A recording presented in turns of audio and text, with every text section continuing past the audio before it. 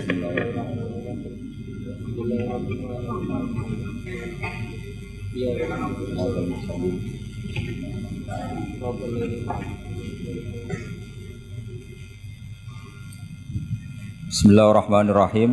Ini sesuai janji saya ngaji tentang am dan khos. An-naul khamisu wal arbaun fi amihi wa khosihi. Jadi bagian dari ke-45 tentang am dan khos. Am artinya gini, satu lafadz yang maknanya itu mencakup apa saja yang bagian dari fardun min afrodi dzalikal am. Jadi kalau ada orang bilang Ja'al insanu, datang manusia, berarti manusia siapa saja, bisa sukunya macam-macam, agamanya macam-macam, asal kecelok atau tersebut sebagai apa? Manusia. Nanti kaitannya tentang hukum. Saya baca ya. Al-amu lafdun yastaghriqu as-soliha lahu min ghairi khasrin. Jadi yang dikatakan am adalah satu pilihan kata yang siapa saja atau apa saja bisa masuk tanpa dibatasi. Di sini dicontohkan oleh Imam Suyuti, kullu man 'alaiha fan. Setiap yang berdomisili di bumi pasti nanti fanin, semuanya akan apa? Rusak atau akan apa? Hancur atau musnah. Itu enggak ada pengecualian sama sekali. Tapi kemudian selalu ada problem am. Problemnya begini.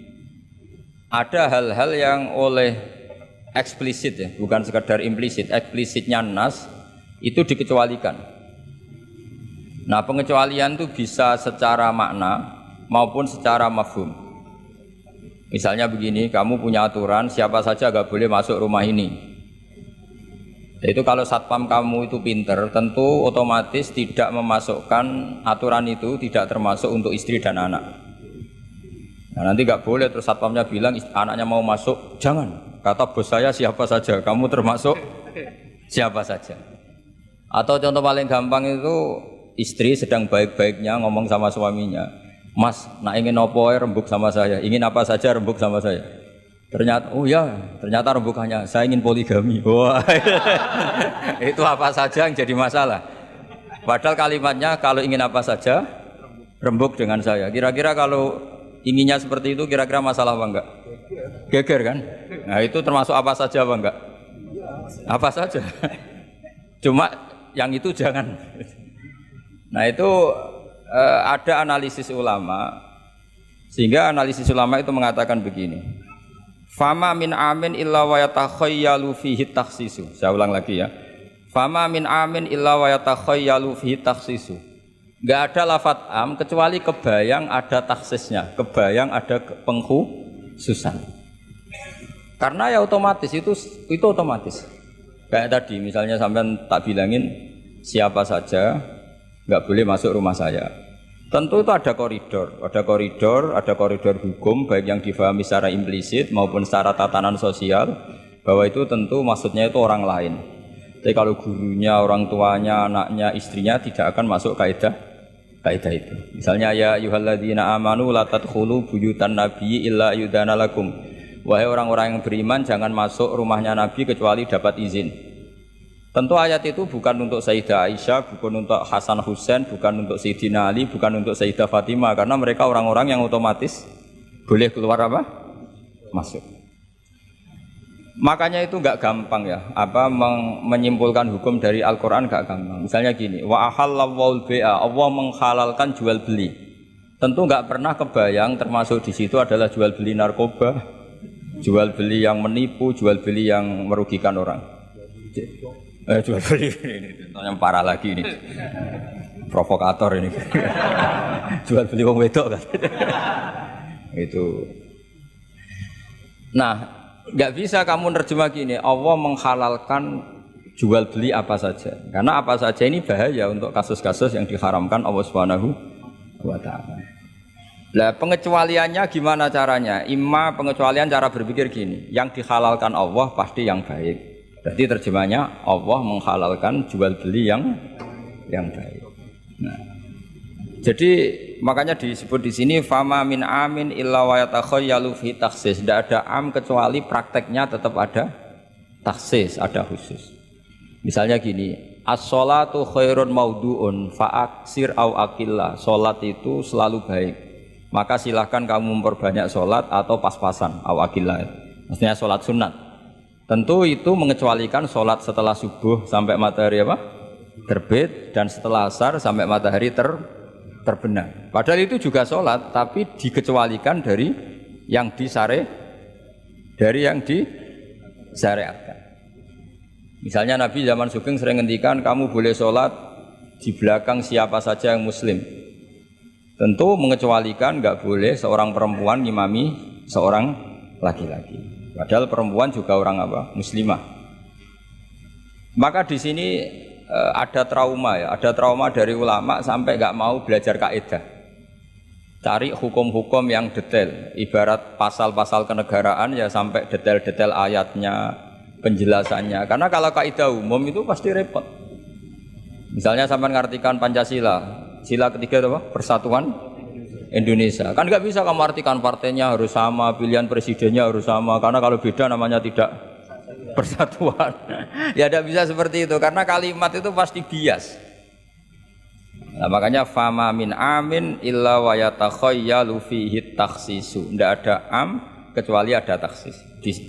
Di sini dicontohkan hurrimat alaikumul maitah, diharamkan pada kalian makan bangkai. Kamu tahu maknanya bangkai? Bangkai adalah hewan yang mati tanpa bidzakatin syar'iyyin, apa? Tanpa penyembelihan secara syarak. Ada enggak pengecualinya? Ada, ikan laut. Ikan laut itu kan matinya tidak karena disembelih. Halal apa enggak? Halal. Artinya kata hurrimat alaikumul maitah diharamkan pada kalian apa? Bangkai ternyata ada pengecualian, yaitu as-samaku wal jarad, belalang dan apa? Ikan laut. Nah, itu masih banyak lagi.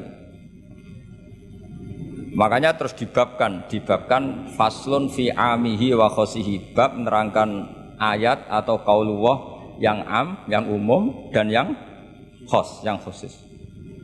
Nah, untuk memastikan itu ya mau tidak mau memang harus belajar.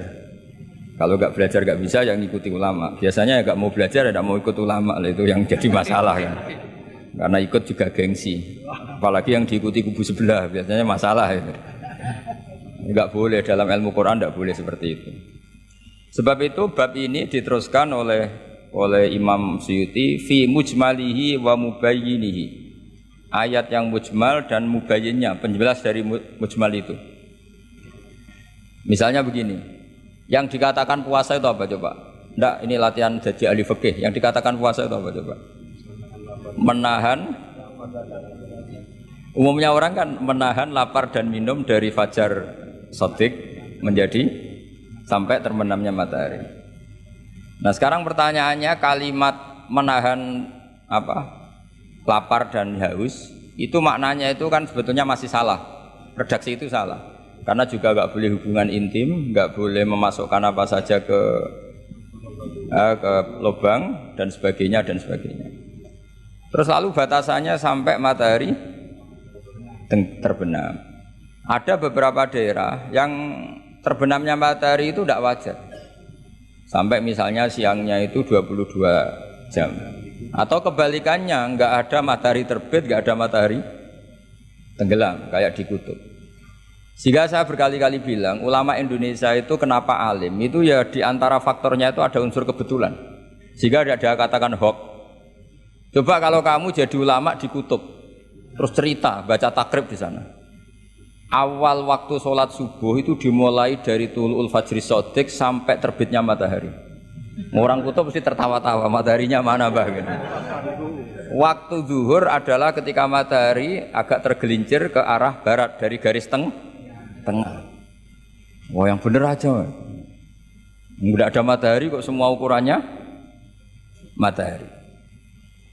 Sehingga dalam ilmu falak astronomi diterangkan daerah yang nggak diliwati khotul istiwa, kalau dalam bahasa Indonesia disebut katul istiwa, itu sebenarnya dari ilmu falak Arab, itu namanya khotul istiwa. Khotun itu garis, istiwa itu garis tengah. Khotul istiwa terus jadi bahasa Indonesia katul istiwa.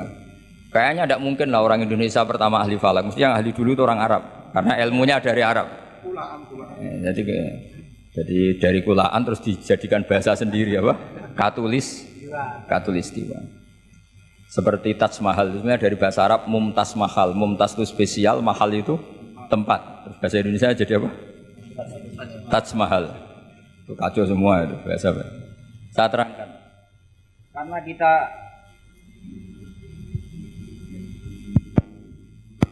Karena kita ngaji di Indonesia, kebetulan Indonesia termasuk daerah yang dilewati apa? Katulistiwa. Sehingga waktu kita normal, trennya ya 12 sama berapa?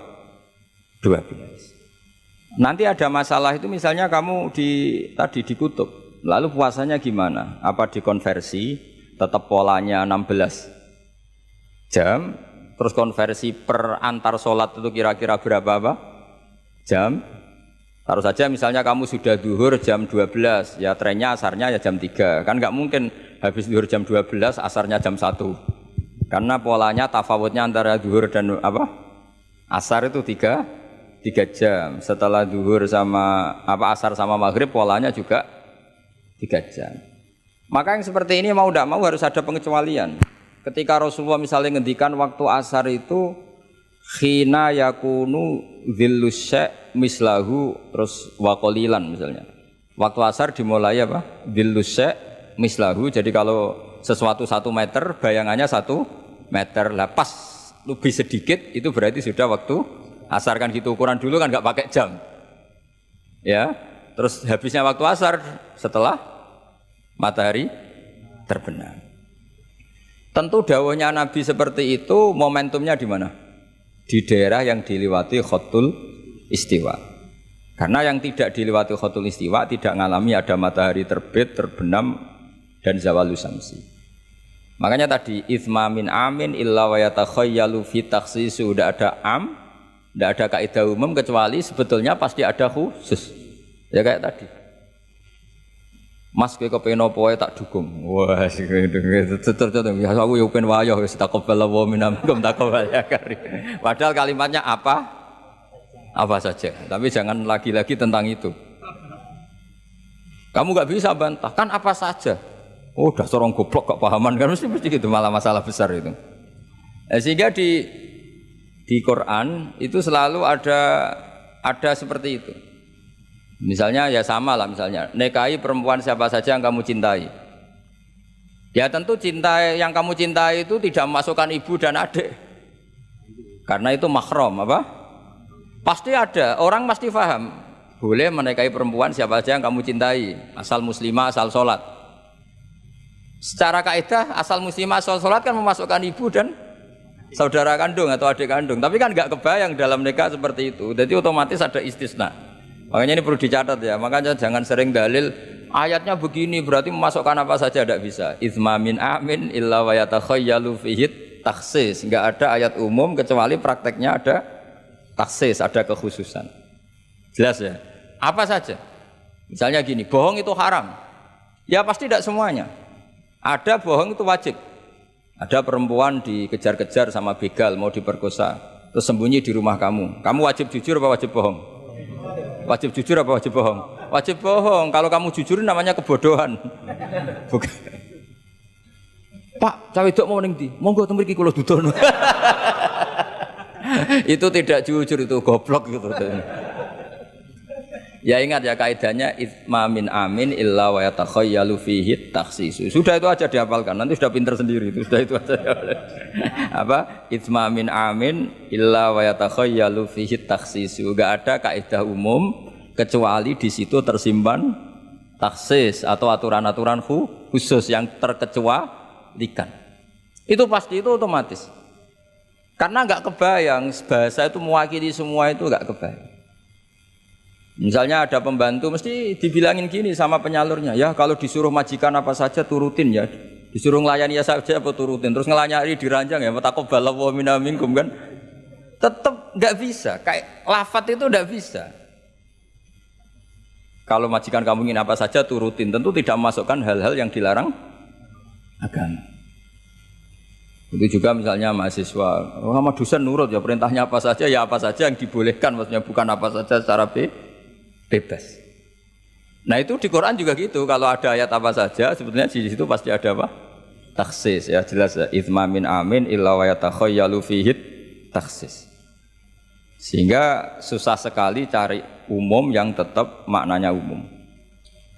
Sekarang misalnya pertanyaannya lagi, ini ada beberapa kaidah. Qad yaqa'u tabyinu muttasilan nahwu minal fajr ba'da qawli al khaitul abyadu minal khaitil aswad. Ini lebih susah lagi. Lebih susahnya gini. Di Quran itu ada beberapa lafaz yang maknanya itu tidak semestinya. Saya ulang lagi, di Quran itu ada beberapa lafaz yang maknanya itu dari awal tidak semestinya.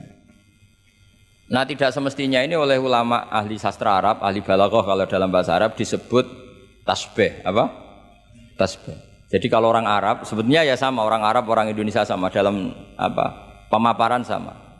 Kalau Zaid itu agak ganteng, agak yang gantengnya agak. Itu orang Arab bilang itu Zaidun kal qamar. Zaid itu ibarat rembulan. Tapi kalau ganteng sekali dan susah ditandingi, itu orang Arab akan bilang Zaidun qamarun. Zaid itu rembulan.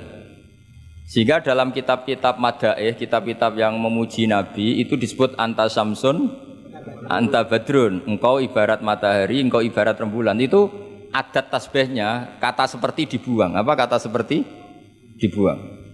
Sama di Indonesia juga sama. Kalau orang ahli orasi ilmiah yang ketika orasi itu kendel sekali, apalagi zaman revolusi, ketika ada orasi yang menggelegar disebut singa podium. Tidak seperti singa, tapi langsung dikatakan singa podium. Itu ada tasbih, namanya dalam bahasa Arab disebut apa? Tasbih.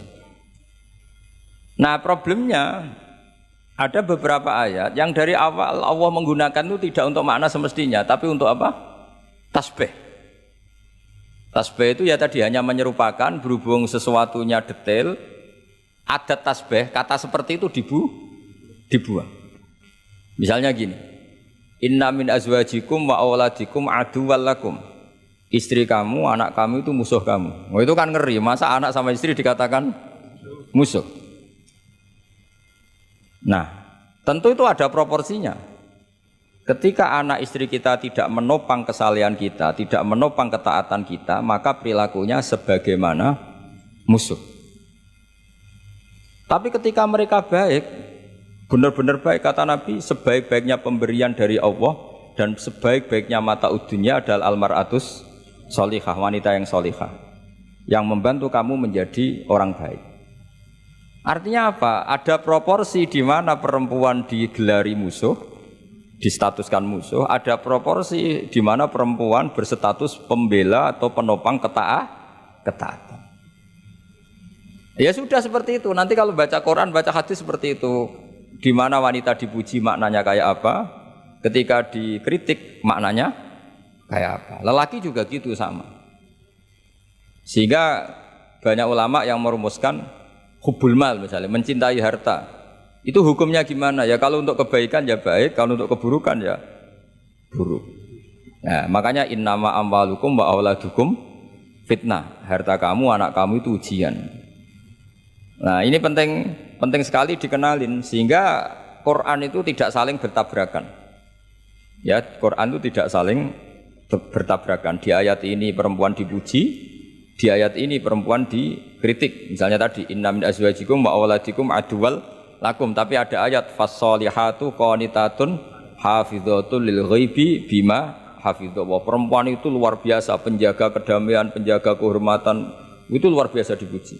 Ya tentu dalam konteks yang layak dipuji. Kalau sedang dikritik ya dalam konteks yang layak dikritik. Artinya pujian ini bukan cek kosong tanpa pengecualian, dihujat atau dikritik juga tanpa cek kosong tanpa pengecualian. Lagi-lagi kaidahnya itsma min amin illa wa yatakhayyalu fihi takhsis. Tidak ada lafaz umum kecuali di situ terbayang ada kekhususan. Ya jelas ya. Jadi nah kemudian kekhususan itu gimana? Kalau dalam ilmu fikih disebut menghilangkan masodak. Masodak itu pokoknya ini tak pakai bahasa asli ya, biar nanti habis ngaji itu keren. Ini pasti pakai bahasa asli yang di usul fikih. Masodak itu satu nama yang mencakup sesuai kriteria definitif lah kalau dalam bahasa inteleknya. Misalnya gini, ini coba pegangin. Ini yang dikatakan tangan ini sampai ini kan, ini semuanya tangan.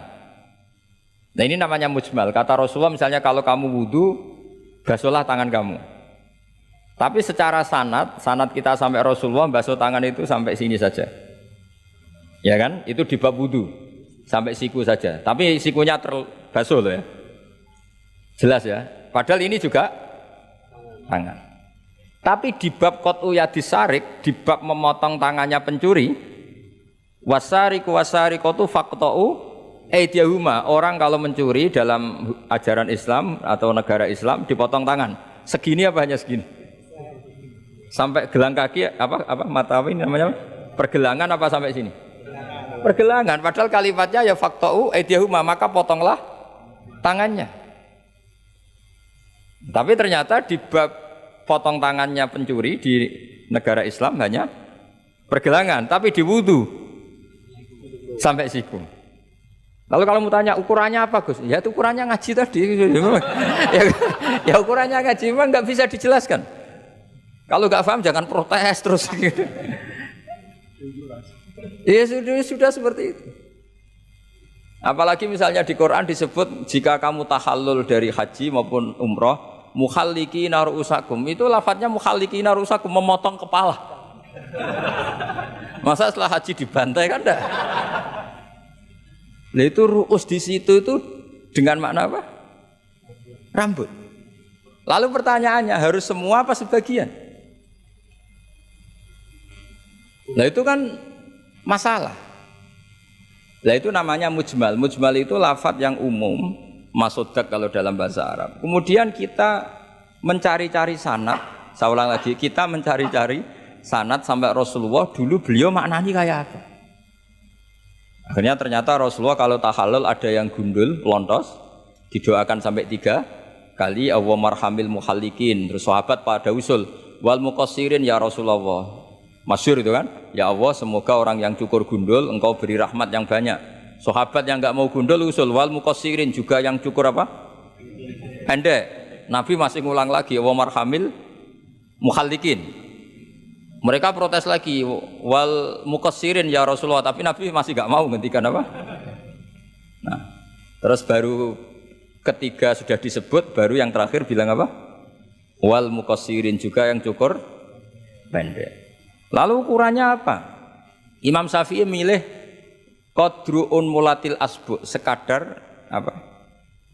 Ujungnya apa? Jari. Sehingga pokoknya kira-kira segini. Jumlahnya minimal berapa? 3. Nah seperti itu mau tidak mau lafadz itu mujmal. Kita tidak pernah bisa tahu tanpa sanad ke Rasulullah SAW. Karena Nabi yang punya otoritas litubayyina linnasi ma nuzzila ilaihim. Kamu Muhammad yang punya otoritas menjelaskan apa yang saya turunkan. Karena kalau tanpa Nabi tidak bisa. Misalnya Allah hanya ngendikan wa yuqimunas shalat. Orang baik adalah yang mendirikan sholat. Jumlah rakaatnya kamu tahu tanpa Nabi? Enggak tahu kan, mana yang wajib, mana yang sunat juga enggak. Makanya ketika ada orang mau belajar sholat sama Nabi, kata Nabi sudah di sini aja nginep kan. Terus kamu sholat terus di belakang saya. Setelah 3 hari nginep, Nabi ngajarinya mau gini dok, sallu kama ra'aitumuni usolli, ya sudah niru saya. Jadi Nabi nggak pernah ngajar kayak di kampus-kampus nulis, terus nerangin itu ndak. Kalau ada orang belajar sholat, ya Rasulullah saya ajarin sholat sebagaimana sholat engkau. Ya sudah nginep di sini 3 hari, kamu sholat di depan. Ya sudah, terakhir mau boyong, Nabi hanya ngendikan sallu kama ra'aitumuni usolli, ya sudah kamu sholat kayak saya. Ketika musim haji juga gitu. Orang disuruh haji, kata Nabi, apa saja yang saya lakukan dilihat ya. Ya Rasulullah. Setelah selesai haji, Nabi hanya ngendikan litakhudhu anni manasikakum apa? Litakhudhu anni manasikakum, ya sudah kamu mengambil cara ibadah haji dengan melihat saya. Nah, cara-cara seperti itu sebenarnya lebih efisien ketimbang tag. Karena kalau tag itu bias. Sudah bias, kalau umum mesti potensi taksis, ya potensi apa? Taksis. Ya jelas ya. Jadi ini saya teruskan lagi ya.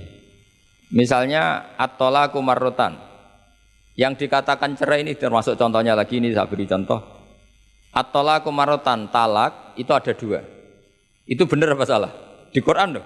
Talak ada 2, benar apa salah? Cara fikih salah, karena menurut fikih talak itu 3. Ya saya ulang lagi ya. Di Quran kan istilahnya at-talaqu marrotan, tolak itu 2. Salah apa benar? Salah secara fikih, karena secara fikih tolak itu 3. Maka cara memahami gimana? At-tolaku marrotan, talak itu hanya 2 dalam konteks yang boleh kembali. Karena setelah 3 itu enggak boleh kembali lagi sampai si istri dirasakan orang lain. Nah, namanya apa? Muhallil. Nah, akhirnya orang ulama itu mulai trauma, memahami ayat mulai trauma. Traumanya karena setiap satu kalimat atau satu frase atau satu qadhiyah kalau dalam bahasa Arab itu mesti duduknya beda-beda, duduk perkaranya beda-beda. Di bab wudu tangan itu sampai siku. Di bab qat'u yadis sarik memotong tangan pencuri hanya sampai pergelangan. Ya sudah kalau tanya lah, cara tahu gimana yang ngaji sudah nggak bisa itu jelaskan. Apalagi sebulan sekali gini wah tambah. Yang ngaji puluhan tahun saja tidak mesti alim apalagi sebulan apa? Sekali. Makanya itu bisa dipakai alasan. Kenapa ada alim? Kan sebulan sekali. Jadi kalau ditanya kenapa ada alim kan apa? Sebulan sekali. Itu kan salahnya Gus Ba, ada mau ngajar tiap hari gitu. Ya jadi jelas ya. Jadi semua itu ada proporsinya. Misalnya ada ayat lagi la tudrikuhul absor. Keyakinan orang mukmin nanti di surga itu melihat Allah apa enggak? Enggak, keyakinan umumnya yang hadir di sini. Melihat kan? Tapi ada ayat la tudrikul absor. Allah itu tidak bisa tersentuh, bisa diliput oleh pandangan mata. Padahal di sebagian ayat wujuhu yauma idzin nadhirah ila rabbiha nadhirah. Orang-orang baik adalah wajahnya apa bersinar, nadhir itu maknanya bersinar pakai dot, ila rabbiha nadhirah dan wajah-wajah itu nanti melihat Allah. Akhirnya yang pakai dot ya. Jadi kalau pakai dot itu apa? Bersinar, wujuhu yauma idzin nadhirah terus apa? Ila rabbiha nadhirah. Nah, akhirnya ulama cara berpikir gini. La tudrikuhul absor wa huwa yudrikul absor wa huwal latiful khabir. Meskipun kita melihat Allah itu tidak mungkin ikhatah. Ikhatah itu terus paham detail. Ya, paham apa? Detail. Karena bagaimanapun Allah itu qadim. Qadim itu la yutakayyaf. Enggak kebayang. Apapun hebatnya kita, perangkat kita ini semuanya profan, semuanya hadis. Sementara Allah adalah zat yang tidak terbatas. Sehingga ya sudah kita tidak akan melihat secara utuh, secara sempurna sampai kita paham. Tapi seperti itu sudah bisa dikatakan melihat. Paham ya? Misalnya Anda melihat Merapi dari jauh sudah bisa dikatakan melihat. Tapi jangan disuruh detail, pohonnya apa saja. Nah itu kan nggak ngerti detail. Ya kira-kira gambarannya seperti itu. Jadi la tudrikul absor ada makna khususnya yaitu sampai menguasai, sampai memahami. Ila rabbiha nadhirah ya melihatnya sampai apa sih kira-kira? Ya sudah seperti itu. Makanya semua kalimat ketika semua ulama, semua kalimat itu proporsional. Kamu bilang mencintai istri, sama ibu ya bilang mencintai. Saya teman yang kamu cocok ya mencintai. Lalu makna mencintai itu gimana coba? Mencintai ibu ada maknanya sendiri, mencintai istri ada maknanya sendiri, terus mencintai simpanan ini yang repot. Itu maknanya juga sendiri lagi. Mencintai teman sendiri lagi, mencintai uang maknanya ya semuanya dengan kata mencintai. Misalnya orang mukmin disebut walladzina amanu asyaddu hubbalillah, orang mukmin itu sangat mencintai Allah. Kalau mencintai Allah itu dengan mencintai manusia itu beda, aturannya juga beda. Kata para ulama kalau Allah itu suka kalau dimintai. Tapi kalau kamu mencintai seseorang, kamu sering minta, wah itu istaqabbalallahu minna. Jadi Allah itu suka apa? Allahu yaghdabu in tarakta su'alahu wa banu adama yaghdab. Jadi Allahu yaghdabu in tarakta su'alahu. Allah justru tersinggung kalau orang yang mencintai dia kemudian tidak sering-sering minta. Tapi kalau Bani Adam semakin sering dimintain malah nafsu ya, malah tersinggung, malah capek. Jadi sama-sama kalimatnya juga mencintai. Nah bayangkan Quran itu seperti itu. Min awali hatta akhiri lafaz ini semua proporsional. Apa? Semua itu proporsional. Sehingga cara maknani gimana ya tadi? Ada am, ada khos, ada mujmal, ada muqayyad. Makanya kita akan selalu berdebat misalnya. Ya selalu, saya ulang lagi, selalu berdebat. Madhab kiblat itu sebetulnya harus persis apa enggak? Ya tadi saya seperti ngaji saya kemarin. Kalau dalam konteks Indonesia asal kelihatan ke barat ya sudah kecelok madhep apa? Kiblat. Karena kalau detail, saya ulang lagi kalau detail berarti semua masjid itu maksimal luasnya hanya 18 meter. Karena Ka'bah diameternya hanya 18 meter. Sekali yang di ujung sana, wah pasti melencengnya jauh itu. Jangan-jangan yang melenceng pas imamnya malah. Karena kalau Ka'bah 18 meter yang ujung sana berarti imam yang di sini, oh bisa sampai Ethiopia. Iya kan? Nah, itu kalau harus detail juga Ka'bah orang sholat harus cekung. Nah kalau cekung bisa menuju ke satu titik.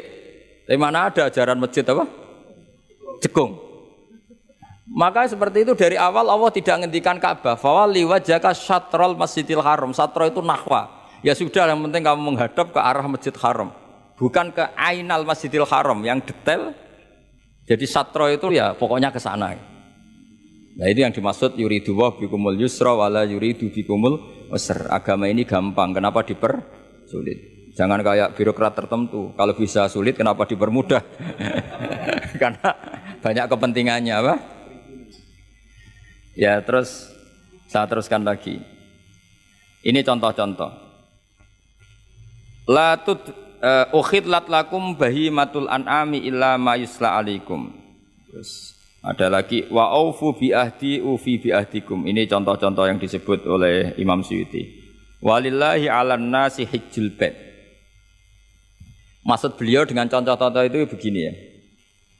Misalnya kuluman 'alaiha fan, semua ini kalau kiamat nanti rusak semua.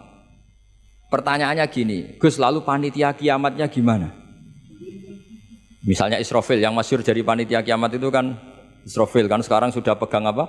Trompet. Kalau trompet pertama malam itu gunjang terus trompetnya ceblok baru separuh itu kan terus gak jadi kiamat. Maka ulama mikir ini yang ya sudahlah kecuali panitianya gitu mesti akhirnya. Karena kalau ini panitianya ikut guling apalagi wah trompet sama mana ini belum selesai kiamat kalau sudah apa jatuh. Bisa dibayangkan kan kalau niupnya dari atas jatuhnya di Kaliurang. Oh udah gitu dekat Mbak Marijan susah nyarinya itu. Makanya ulama selalu mengecualikan kuluman aliyafan itu ada pengecualiannya. Misalnya kecuali panitia kiamat. Sehingga di Quran itu ada pembenaran pengecualian itu, yaitu ada ayat wa yahmilu arsya rabbika fawqahum yauma idzin samaniyah. Jadi wa yahmilu lan gawa arsya rabbika arase pangeran sira. Fauqahum kang pangeran sak dhuwure para malaikat. Sapa samaniyatun malaikat 8. Jadi ketika kiamat dahsyat itu masih ada malaikat 8 yang masih happy-happy saja. Masih santai saja. Karena dia panitia. Ini kalau sampai makanya masyhur. Ya, itu kan jadi yauma idzin wa yahmilu arsya rabbika fauqahum yauma idzin. Di hari kiamat itu ada malaikat yang masih enggak rusak, yaitu termasuk 8 malaikat panitia apa? Kiamat. Maka Israel itu, semoga ikut ngaji di sini Israel itu. Israel itu kacau. Kacaunya itu dia tahunya itu terlambat, masyhur itu. Setelah orang mati semua nanti di kiamat, kamu sudah tidak tahu, sudah mati. Ini saya tahu ya di kitab. Setelah mati semua, Allah tanya, Israel sudah mati semua? Sudah Gusti. Sudah semua, sudah. Masih satu. Mana Gusti tak coplok nyawane katanya. Kamu katanya. Wah setelah itu Israel sudah cabut sendiri nyawa kamu. Itu kesakitannya Masya Allah. Tapi dia sekarang belum tahu. Kalau itu sakit belum tahu. Sekarang itu belum tahu. Makanya semoga dengarin supaya tahu. Warang sakit terus. Gimana sakit Gusti? Sakit sekali. Terus Israel bilang gini. Kalau saja saya tahu kalau dicabut nyawa itu sakit. Saya tidak main coba cabut. Ternyata sakit. Pakai cara apa saja. Jadi tapi dia itu nanti, nyesalnya nanti. Sekarang belum tahu, makanya terus masih main cabut aja itu. Jadi malaikat Israel ya itu tadi. Maka tetap ada pengecualian. Karena kalau nggak ada pengecualian kita kiamat semuanya rusak lalu. Nah terus ulama menambahkan lagi surga dan neraka. Surga dan neraka itu juga termasuk ketika kiamat tidak ikut rusak. Karena kalau rusak, lalu nanti orang-orang ini ditampung di mana? Kamu tahu kan para nabi sekarang posisinya di mana? Surga. Para syuhada Kalau ini ikut rusak, konstruksinya kan kacau semua. Jadi para syuhada, utamanya para nabi kan dijamin sudah di surga sekarang, enak-enakan, serba nikmat. Kemudian ada kiamat, gempa hancur lagi. Berarti kalimat surga enak-enakan kan keliru. Maka ada pengecualian lagi, termasuk surga dan neraka. Lah itu fama min amin illa wa yatakhayyalu fihi taksis. Ya, jadi makanya ini pentingnya ngaji ulumul Quran ya. Bagaimanapun UI itu didirikan para ulama dulu. Mulai dari ulama NU, Muhammadiyah semuanya ikut mendirikan apa? UI. Dulu yang mendirikan ya Ki Haji Wahid Hasyim, Mas Mansur dari Muhammadiyah semuanya ulama. Harusnya sekarang ya selalu punya ulama harusnya. Kalau tidak bisa harusnya ya akhirnya ngontrak ulama lucu kan ulama. Ulama kok kontrakan itu kan aneh. Makanya harusnya itu punya kader sendiri. Ini yang guru-guru VAI ini yang wajib itu. Ya, insya Allah gitu. Ya saya teruskan lagi ya. Jadi lafadz-lafadz yang butuh penjelasan kayak ihdinas siratal mustaqim, tunjukkan kami jalan yang lurus. Tentu butuh penjelasan. Penjelasannya apa? Siratal ladzina an'amta 'alaihim, jalan mereka yang telah Engkau beri nikmat. Juga sama walillahi 'alan nasi hijjul bait. Semua manusia diwajibkan Allah haji. Lalu kan tidak mungkin semua manusia punya kemampuan. Akhirnya diberi penjelasan manistata'a ilaihi sabila, yang punya kemampuan ke sana. Jadi itu menunjukkan dari sekian kalimat itu kata Imam Suyuti pentingnya mengkaji, kalau mengkaji am harus sekaligus mengkaji mukhassisnya yang menentukan kalimat itu. Kalau ngaji mujmal lafadz yang bias langsung mengkaji mubayyinnya, penjelasannya kayak apa. Ibarat pasal-pasal di KUHP lah. Kalau belajar pasalnya harus belajar ayat-ayatnya supaya tahu detail. Kalau ndak ya kayak tadi persatuan Indonesia berarti bikin partai yang berbeda melanggar Pancasila karena silanya persatuan. Oh ya kacau kalau gitu. Nah kira-kira seperti itu lah lafadz am kalau difahami liar ya kira-kira kayak seperti itu. Makanya saya berharap jangan mudah menvonis karena ndak segampang itu. Misalnya Nabi sering ngendikan laisa minna man khasyana, tidak termasuk umatku orang yang menipu. Ya ternyata ketika menipu itu tidak perilaku atau cerminan sebagai umatnya Nabi, tapi ya dalam hal menipunya saja. Tapi kalau ketika dia pas sholat, pas zakat, pas baik, ini cerminan umatnya Nabi. Jadi laisa minna evitil kal khoslah. Itu semua ulama menafsirkan evitil kal khoslah. Dalam hal itu dia tidak cerminan umatnya Nabi. Tapi di hal-hal yang lain cerminan umatnya Nabi. Karena tetap fama ya'mal mithqala dzarratin khairan yarah wa may ya'mal mithqala dzarratin syarran yarah. Artinya yang baik ya baik berarti cerminan umatnya Nabi. Misalnya kayak orang tukang nipu, tapi ternyata ya tukang sholat, tukang zakat, tukang puasa, ya sudah pas tukang baik cerminan umatnya Nabi, pas tukang buruk ya cerminan temannya setan lah kira-kira gitu. Tapi jangan langsung wah sudah ini setan tok, ya keliru kamu, dia kan punya sisi baik.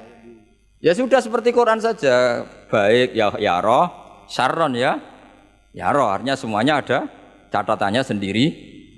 Fa may ya'mal mithqala dzarratin khairan yarah wa may ya'mal mithqala dzarratin syarran yarah. Ini saya baca lagi ya. Qala Ibnul Hassar minan nasi man ja'alal mujmal wal muhtamil bi izai syai'in wahid. Qal was-shawab annal mujmal al-lafdhu al-mubham alladhi la yufhamu al-muradu minhu. Wal muhtamil al-lafdhu al-waqi' bil wad'il awal. Ya, kalau mujmal itu lafadz yang global. Kalau muhtamil itu lafadz yang kayak iya, kayak tidak. Saya ulang, kayak iya, kayak tidak. Kayak iya, kayak tidak itu imma karena bias, wa imma karena konteks. Saya beri contoh misalnya gini, saya punya pembantu ya, kalau dalam tradisi kiai itu punya anak dalam, terus bilang gini, Jong tamunya kasih kopi. Ya pagi-pagi ada tamu, saya bilang Jong tamunya kasih kopi. Ternyata tamunya itu perempuan atau orang yang enggak ngopi. Kemudian disuguhi teh. Pertanyaannya anak dalam ini melanggar apa enggak? Tidak, karena kata kopi itu sebenarnya mewakili kata alat untuk menghormat tamu. Cuma saya sebagai kiai adalah elingnya itu kopi. Jika kopi itu bukan ibaratun anil kopi, anil kohwa, tapi ibaratun amma yukri bihid doifa. Itu memang harus ngaji. Seperti itu kalau enggak ngaji enggak bisa. Saya melafatkan kopi itu adalah implementasi dari yang penting ada yang digo nyugati, bukan dengan makna kopi hitam. Sehingga misalnya tamunya kok disuguhi sprit, kebetulan dia milih sprit atau milih teh, saya juga sudah senang karena pembantu saya berarti sudah pinter, yaitu menghormat. Jelas ya. Ya sehingga kata itu sering tidak mengikat dalam agama ini. Sama seperti Rasulullah ketika bilang gini, ya Mu'ad inni uhibbuka Mu'ad, kamu saya senang kamu, kata Nabi. Ya Mu'ad inni uhibbuka, saya senang kamu. Berhubung saya senang kamu, fakul dubura kulli sholatin, sebagian riwayat fala tada'anna kulla sholatin, maka setelah habis sholat dubura kulli sholatin, kamu lafadzkan Allahumma a'inni ala zikrika wa syukrika wa husni ibadati. Kamu jangan pernah lupa berwiridan, ya Allah bantulah kami mengingat engkau, ala zikrika wa syukrika, mensyukuri nikmat engkau, wa husni ibadatik, dan ibadah secara baik kepada engkau. Pertanyaannya, ketika Nabi nyebut Mu'ad itu sebagai orang hanya Mu'ad, apa sebagai umat yang harus dilatih?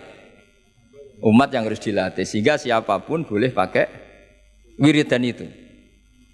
Ya makanya terus di balaghatul Arab itu ada aturan zikrul ba'di wa iradatil kul. Ketika nyebut sebagian, bisa yang dimaksud itu siapa saja. Ketika saya nyebut kopi, sebetulnya itu alat atau perangkat atau minuman yang dipakai hormat tamu. Tidak harus bentuknya kopi hitam. Tapi kalau orang tertentu yang memang hobinya ngopi, ayo cari warung kopi. Memang dia anti minum teh, anti minum sprit, memang inginnya warung kopi, ya sudah, itu berarti makna kopi yang muayyan, yang memang maknanya kopi dengan makna yang khos. Jelas ya? Nah bayangkan Quran dan hadis itu potensi seperti itu ada, makanya potensinya itu lafadz itu muhtamil, bisa iya, bisa tidak. Nah di sini ini pentingnya ngaji. Jadi sehingga ketika Allah ngendikan rijal sekalipun lelaki, kadang maknanya memasukkan perempuan. Misalnya gini, kalau kamu ngaji ilmu nahwu, hudal lil muttaqin, alladzina itu jamak untuk lelaki atau perempuan? Alladzina, lelaki.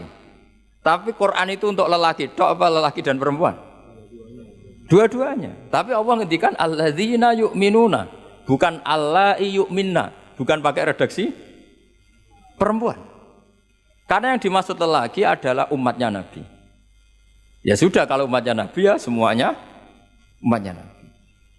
Tapi ada beberapa lafaz yang memang maksudnya lelaki, yang satu maksudnya perempuan. Caranya tahu itu ya lagi-lagi ngaji. Ya sudah, nggak ada jawabannya, memang harus ngaji. Nah itulah di Quran tuh banyak, ada lafaz mujmal, ada lafaz muhtamil. Saya beri contoh lagi bab zakat. Ini yang paling pokok bab zakat karena ini terkait fikih. Rasulullah itu menzakat Gusti. Sudah semua, sudah. Masih satu. Mana Gusti, tak coplok nyawane katanya. Kamu katanya. Wah setelah itu Israel sudah cabut sendiri nyawa kamu. Itu kesakitannya Masya Allah. Tapi dia sekarang belum tahu. Kalau itu sakit belum tahu. Sekarang itu belum tahu. Makanya semoga dengarin supaya tahu. Orang sakit terus. Gimana Is? Sakit Gusti, sakit sekali. Terus Israel bilang gini, kalau saja saya tahu kalau dicabut nyawa itu sakit, saya tidak main coba cabut. Ternyata sakit. Pakai cara apa saja. Jadi tapi dia itu nanti, nyesalnya nanti. Sekarang belum tahu, makanya terus masih main cabut aja itu. Jadi malaikat Israel ya itu tadi, maka tetap ada pengecualian. Karena kalau nggak ada pengecualian kita kiamat semuanya rusak lalu. Nah terus ulama menambahkan lagi surga dan neraka. Surga dan neraka itu juga termasuk ketika kiamat tidak ikut rusak. Karena kalau rusak, lalu nanti orang-orang ini ditampung di mana? Kamu tahu kan para nabi sekarang posisinya di mana? Surga. Para syuhada, kalau ini ikut rusak, konstruksinya kan kacau semua. Jadi para syuhada, utamanya para nabi kan dijamin sudah di surga sekarang, enak-enakan, serba nikmat. Kemudian ada kiamat, gempa hancur lagi. Berarti kalimat surga enak-enakan kan keliru. Maka ada pengecualian lagi, termasuk surga dan neraka. Lah itu fama min amin illa wa yatakhayyalu fihi taksis. Ya, jadi makanya ini pentingnya ngaji ulumul Quran ya. Bagaimanapun UI itu didirikan para ulama dulu. Mulai dari ulama NU, Muhammadiyah semuanya ikut mendirikan apa? UI. Dulu yang mendirikan ya Kiai Haji Wahid Hasyim, Mas Mansur dari Muhammadiyah, semuanya ulama. Harusnya sekarang ya selalu punya ulama, harusnya. Kalau tidak bisa harusnya ya akhirnya ngontrak ulama, lucu kan ulama. Ulama kok kontrakan itu kan aneh. Bisa dokter. Makanya harusnya itu punya kader sendiri. Ini yang guru-guru VAI ini yang wajib itu. Ya, insya Allah. Ya saya teruskan lagi ya. Jadi lafadz-lafadz yang butuh penjelasan kayak ihdinas siratal mustaqim, tunjukkan kami jalan yang lurus. Tentu butuh penjelasan. Penjelasannya apa? Siratal ladzina an'amta alaihim, jalan mereka yang telah Engkau beri nikmat. Juga sama, walillahi 'alan nasi hijjul bait. Semua manusia diwajibkan Allah haji. Lalu kan tidak mungkin semua manusia punya kemampuan. Akhirnya diberi penjelasan manistata'a ilaihi sabila, yang punya kemampuan ke sana. Jadi itu menunjukkan dari sekian kalimat itu kata Imam Suyuti pentingnya mengkaji, kalau mengkaji harus sekaligus mengkaji mukhassisnya yang menentukan kalimat itu. Kalau ngaji mujmal lafadz yang bias langsung mengkaji mubayyinnya, penjelasannya kayak apa. Ibarat pasal-pasal di KUHP lah. Kalau belajar pasalnya harus belajar ayat-ayatnya supaya tahu detail. Kalau enggak ya kayak tadi persatuan Indonesia berarti bikin partai yang berbeda melanggar Pancasila karena silanya persatuan. Oh ya kacau kalau gitu. Nah kira-kira seperti itu lah lafadz kalau difahami liar ya kira-kira kayak seperti itu. Makanya saya berharap jangan mudah menvonis karena tidak segampang itu. Misalnya Nabi sering ngendikan laisa minna man khasyana, tidak termasuk umatku orang yang menipu. Ya ternyata ketika menipu itu tidak perilaku atau cerminan sebagai umatnya Nabi, tapi ya dalam hal menipunya saja. Tapi kalau ketika dia pas sholat, pas zakat, pas baik, ini cerminan umatnya Nabi. Jadi laisa minna fitil kal khoslah. Itu semua ulama menafsirkan fitil kal khoslah. Dalam hal itu dia tidak cerminan umatnya Nabi.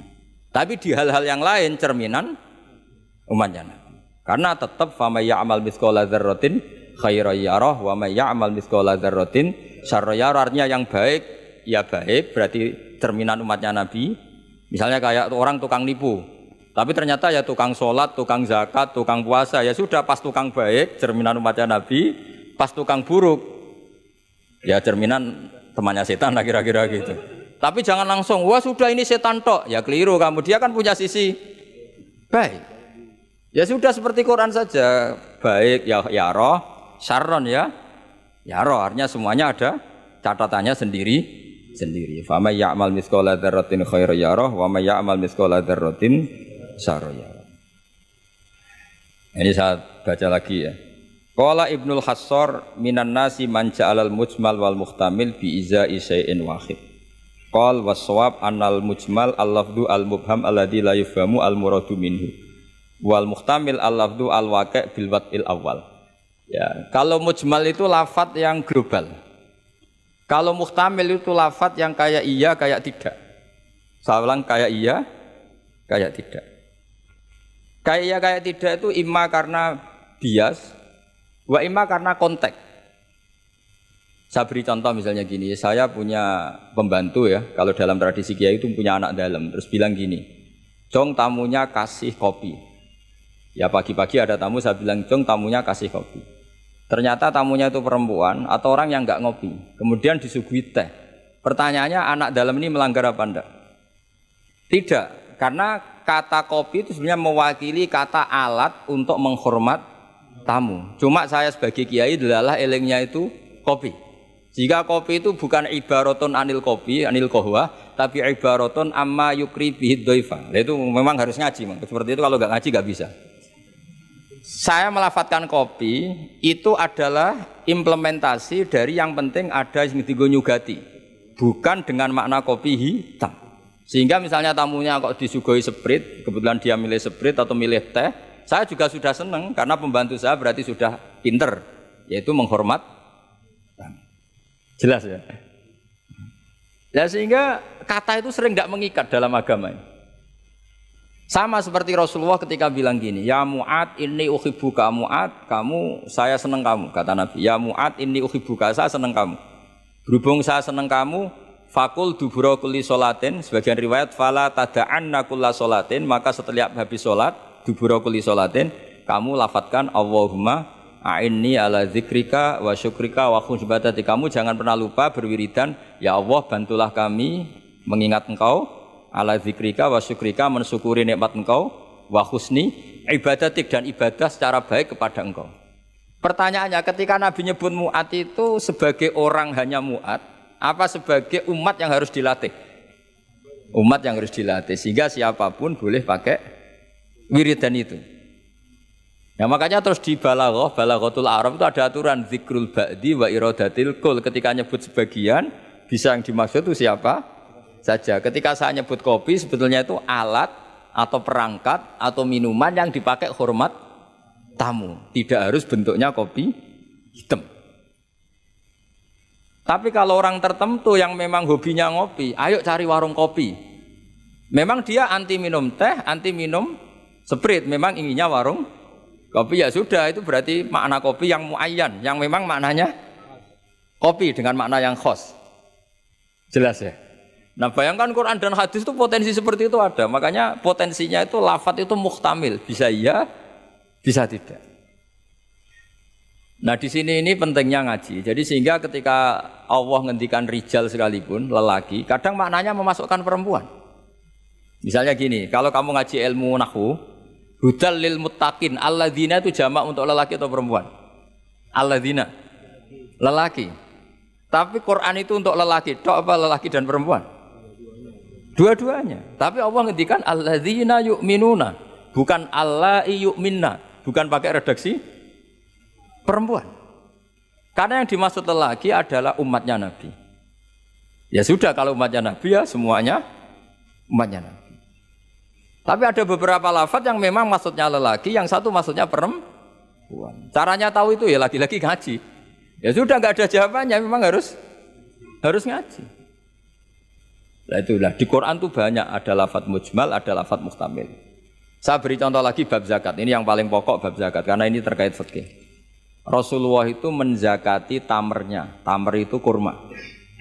Ya, tamer itu maknanya apa? Kurma. Itu oleh semua ulama fuqaha, semua ahli fikih dunia mengatakan makanan pokok. Jadi yang wajib dizakati itu tanaman, makanan pokok. Karena apa? Ya kalau nuruti sunnah Rasul persis, orang Indonesia wajib zakat. Karena Nabi hanya menzakati kurma. Di Indonesia enggak ada. Iya, enggak ada. Jadi ketika Nabi mengatakan tamer, saya ulang lagi ya, ketika Nabi mengatakan kurma maknanya apa? Zakatilah sesuatu yang sebagai makanan pokok, makanan khas atau makanan pokok daerah itu. Sehingga kita yang menzakati padi. Paham ya? Orang tertentu gandum. Sama seperti cung nak petui tamu sarungan gitu. Ternyata sarungnya itu basah. Wah, daripada basah katokan cekak ya tidak seperti itu. Sarung adalah ibaratun pakaian yang dianggap sopan dalam tradisi santri. Ketika sarungnya basah, penggantinya juga celana, jangan celana pendek. Karena kalau celana pendek tidak mewakili kesopanan. Jadi kalimat itu bisa diganti, cung nemuin tamu dengan kesopanan. Di antara gambarannya pakai sarung, maka sarung bisa diganti celana. Tapi nggak bisa diganti celana pendek, karena itu nggak cerminan sopan. Sama. Cong tamu saya kasih kopi, tentu bisa diganti teh, diganti sprit, paham ya? Tapi nggak bisa diganti toa, paham ya? Karena itu nggak cerminan, jenisnya terlalu jauh, apa? Jenisnya apa? Terlalu jauh. Ya, jadi ini jelas ya. Jadi kalimat-kalimat itu potensinya mujmal, potensinya itu muhtamil atau muhtamal. Wal farqu bainahuma annal mujmal yadullu ala umurin ma'rufah, wal lafdhu mustarakun mutaraddidun bainahuma. Wal mubham la yadullu ala amrin ma'rufin ma'al qat'i bi anna syari' lam yufawwid li ahadin bayanan musnad bi khilafil muhtamil atau muhtamal. Jadi ya seperti itu semua. Saya contohkan yang gampang itu yang fikih saja ya. Misalnya orang disuruh sholat. Sudahlah kamu sholat saja. Ya tentu kalau waktu zuhur pikiran pertama itu ya sholat zuhur. Kalau waktu asar itu ya asar. Jangan pepeh kalimatnya gini. Cung kamu sholat. Waktu zuhur sholat apa saja, qobliyah masjid atau tahiyat masjid. Yang penting kan sudah sholat. Jadi semua kalimat itu pasti proporsional. Ya semua kalimat itu pasti apa? Proporsional.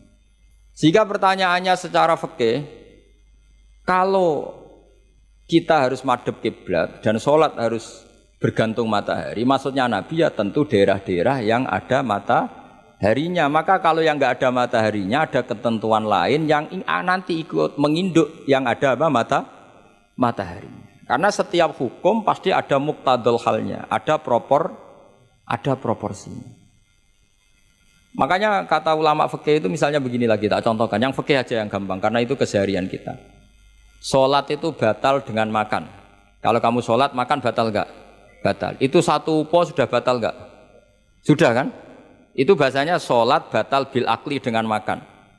Sekarang kalimatnya tak ganti. Jong hormatilah tamu dengan ngasih makan. Satu upo cukup apa satu piring?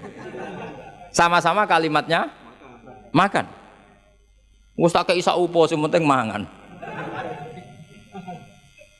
Tapi misalnya di bab sholat kok kamu babkan kayak menerima tamu ya kacau. Sholat itu batal dengan makan. Oh nak sak upo orang mangan.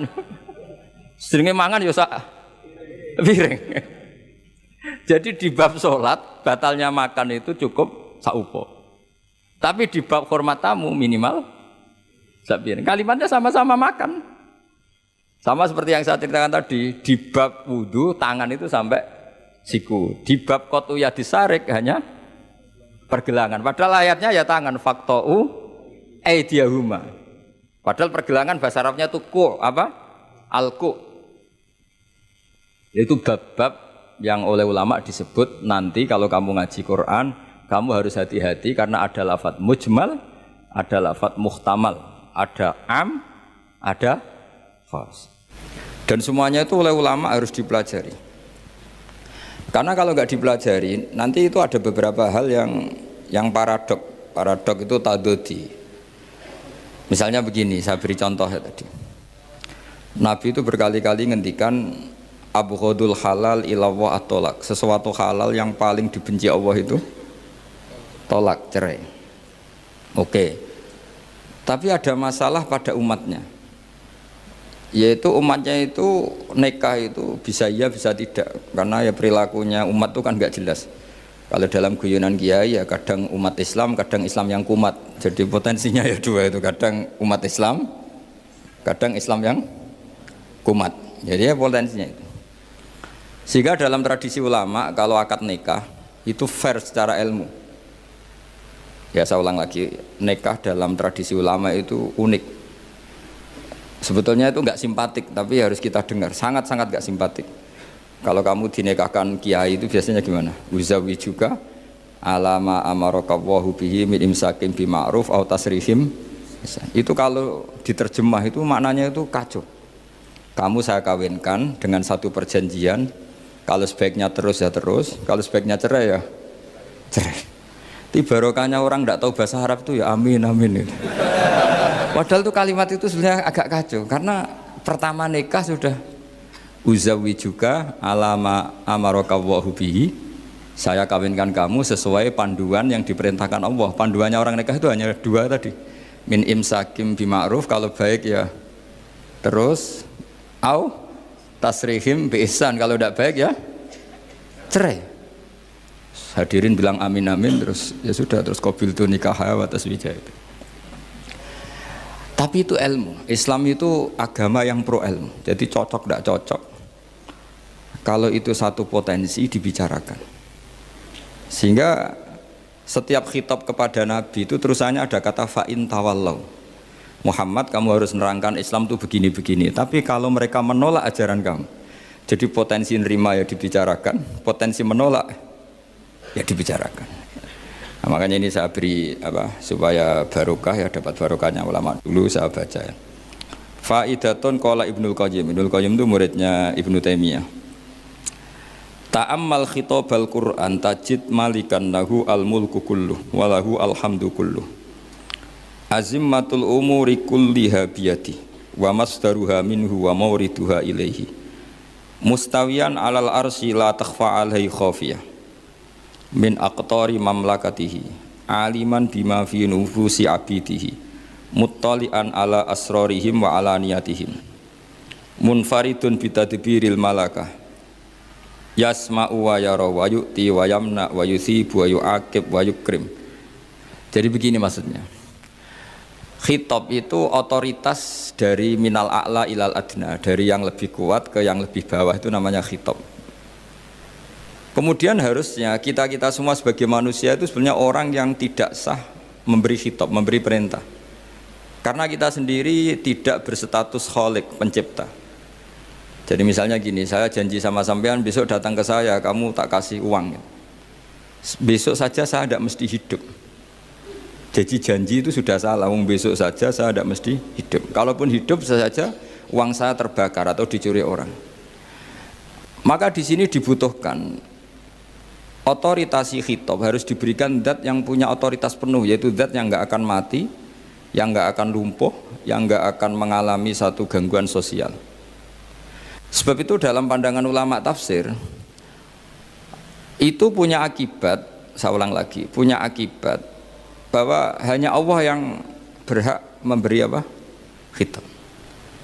Sehingga saking kerennya Allah itu bisa khitabun lil ma'dum. Ini di sini nanti ada contohnya. Sesuatu yang enggak ada kemudian Allah bilang kun menjadi ada. Sehingga Allah itu enggak bisa dibantah, enggak bisa ditentang karena bisa apa saja. Karena asbabul qudrah adalah al-khalqu. Kalau dalam ilmu tafsir, kalau sampean dalam ilmu manusia kan gini, sebabnya melihat itu mata. Kalau dalam ilmu tafsir enggak, yang bisa menjadikan Anda melihat itu menciptakan. Saya ulang lagi ya, jadi kalau dalam ilmu tafsir, asbabur ru'yah itu al-khalqu, bukan al-basar. Kalau kamu melihat karena mata, berarti setelah jauh tidak bisa melihat. Atau setelah tertutupi tidak bisa melihat. Tapi kalau kamu mengetahuinya karena menciptakan, maka kapan saja bisa melihat. Misalnya gini, saya punya emas 1 gram, kecil sekali 1 gram. Saya tanam di dalam Monas, kedalamannya 1 meter. Mbok saya sudah di Jogja, saya tetap tahu bahwa di Monas kedalaman 1 meter ada emas 1 gram. Kenapa? Karena saya yang menciptakan, yang mengatur itu semua.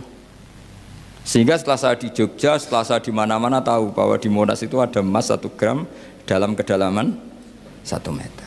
Sehingga Allah ketika mengatakan, saya ini zat yang super tahu, itu kata Allah gimana? Ala ya'lamu man kholako. Ala ya'lamu ono to ora ngerti sapa man wong zat kholako kang gawe sapa man. Masa orang yang menciptakan kemudian tidak tahu? Jadi awal tahu itu karena menciptakan. Tapi kita ini sudah lama jadi bodoh karena kita tahunya pakai mata. Sehingga kita mengatakan bagaimana orang buta bisa tahu wong dia buta. Kalau dia yang menciptakan tetap tahu. Tadi misalnya orang buta di kamar mandinya masang paku atau masang apa, dia tahu kalau di kamar mandi saya ada paku. Kenapa kok tahu? Karena yang masang saya. Nah, ini penting saya utarakan supaya nanti itu gampang analisis ayat-ayat berikutnya. Otoritas itu, otoritas khitab itu harus diciptakan dulu. Nah, baru setelah punya otoritas, saya ulang lagi, baru punya hak khitab. Nah sekarang enggak, para raja, para presiden, para dosen, para kiai itu sering melancarkan khitab, sementara dia enggak menguasai apa yang akan terjadi. Makanya Allah mengkritik kabura maktan indallahi antaqulu ma la tafalun. Itu salah besar ketika kamu seakan-akan memegang otoritas pada sesuatu yang sebenarnya kamu tuh enggak pernah melakukan, enggak pernah ikut menciptakan. Misalnya jong kowe nak nurut aku sampean mesti uripmu kepenak. Otoritas itu dari siapa coba? Urip kepenak ya di luar wilayah kita, kehidupan besok juga di luar wilayah kita. Sampai kita kalau mau ke kuburan itu panduannya Nabi gimana kalau berdoa? Apa? Assalamualaikum daro qaumim mukminin wa inna insyaallahu bikum lahikun. Salam untuk kalian semua dan kita insya Allah suatu saat akan bertemu, insya Allah. Padahal mati itu adalah satu keharusan. Tapi kalau yang di kuburan itu orang mukmin, kita tidak ketemu lagi sama mereka jika kita mati kafir, karena nanti tempatnya beda. Yang satu alamatnya surga, yang satu alamatnya neraka. Maka kata ulama, kata insya Allah di situ adalah kita masih berharap mati dengan status yang sama, sehingga bisa ketemu. Jadi itu artinya gini, di selain Allah itu bilang janji, bilang khitab itu enggak sah. Dulu Kanjeng Nabi Muhammad SAW itu saking yakinnya setiap problem itu ada malaikat Jibril datang, saking yakinnya. Suatu saat ada orang Yahudi tanya, Muhammad kalau kamu Nabi betul, beritahu kami tentang Dzulqarnain, beri tahu kami tentang roh. beritahu kami tentang Luqman Al-Hakim. Nabi karena reputasi hariannya dipandu Jibril bilang, ya udah besok datang lagi ke sini tak jawab. Ternyata Jibril nggak datang, padahal semua ditunggu lama nggak datang sampai utusan. Padahal yang tanya orang Yahudi yang sukanya bully Nabi, lama nggak datang. Lama-lama protes, Jibril ini gimana, saya dalam keadaan tertekan malah tidak datang. Datang Jibril dengan tanda kutip nyalahkan, yaitu ada ayat wala taqulanna li syai'in inni fa'ilun dzalika ghadan illa ayyasha. Jangan katakan besok bisa melakukan sesuatu tanpa mensandarkan itu semua kepada kekuasaannya Allah Subhanahu wa taala. Akhirnya semenjak itu Nabi mensyariatkan kalau kamu janji harus mengatakan insyaallah.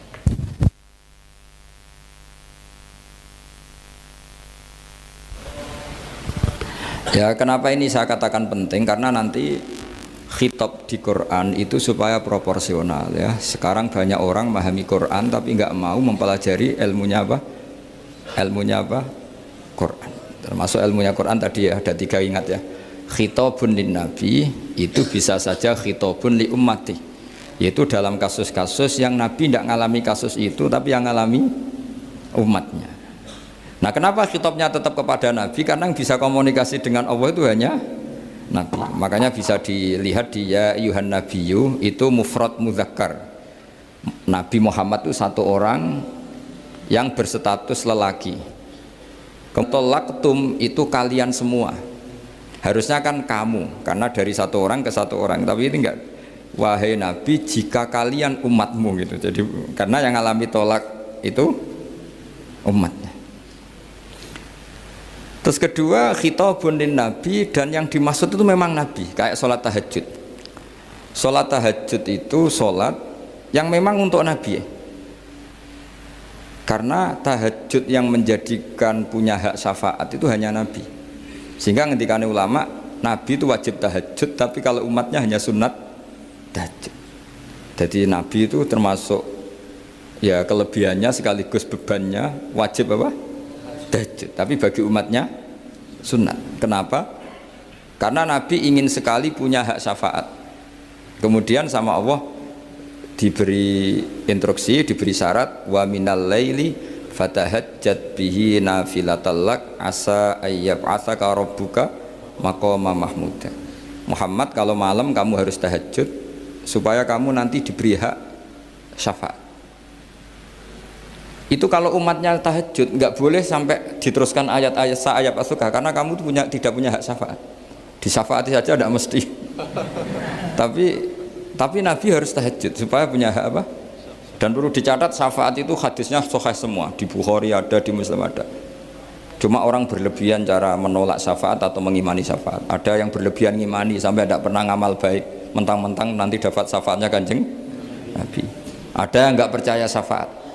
Itu ya kebablasan juga, padahal itu ada di hadis sahih semua cerita syafaat.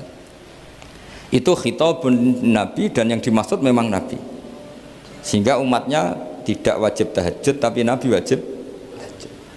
Terus ketiga, khitabun lin nabi sekaligus khitabun li ummati. Itu yang dimaksud di hadis Arba'in Nawawiyah, wa inna wa ta'ala amaral mursalin bima amaral bil mu'minin, atau dibalik amaral mu'minin bima amaral bil mursalin, dibolak-balik sama. Yaitu para nabi ya dikhitabi memakan sesuatu yang thayyibat, para orang mukmin juga kena khitab memakan sesuatu yang apa? Thayyibat. Ini sama. Jadi ya ini ada 3 berarti ya, khitabun lin nabi, tapi yang dimaksud umatnya, khitabun lin nabi yang dimaksud adalah nabi saja. Terus ketiga, khitabun lin nabi yang dimaksud plus umatnya. Nah, kajian seperti ini penting. Karena kesalahan Khawarij itu satu kelompok ekstrim yang tidak mengikuti Sayyidina Ali, juga gak ngikuti Sayyidina Muawiyah, tidak ngikuti Ali, juga gak ngikuti Muawiyah, disebut Khawarij. Khawarij itu jamaknya Kharijah, dia keluar dari pikiran ala Sayyidina Ali, juga keluar pikiran dari Muawiyah. Di sini disebut dia khurut dari kata Khawarij, serba keluar, dia tidak ngikuti sana, tidak ngikuti sini, akhirnya disebut Khawarij.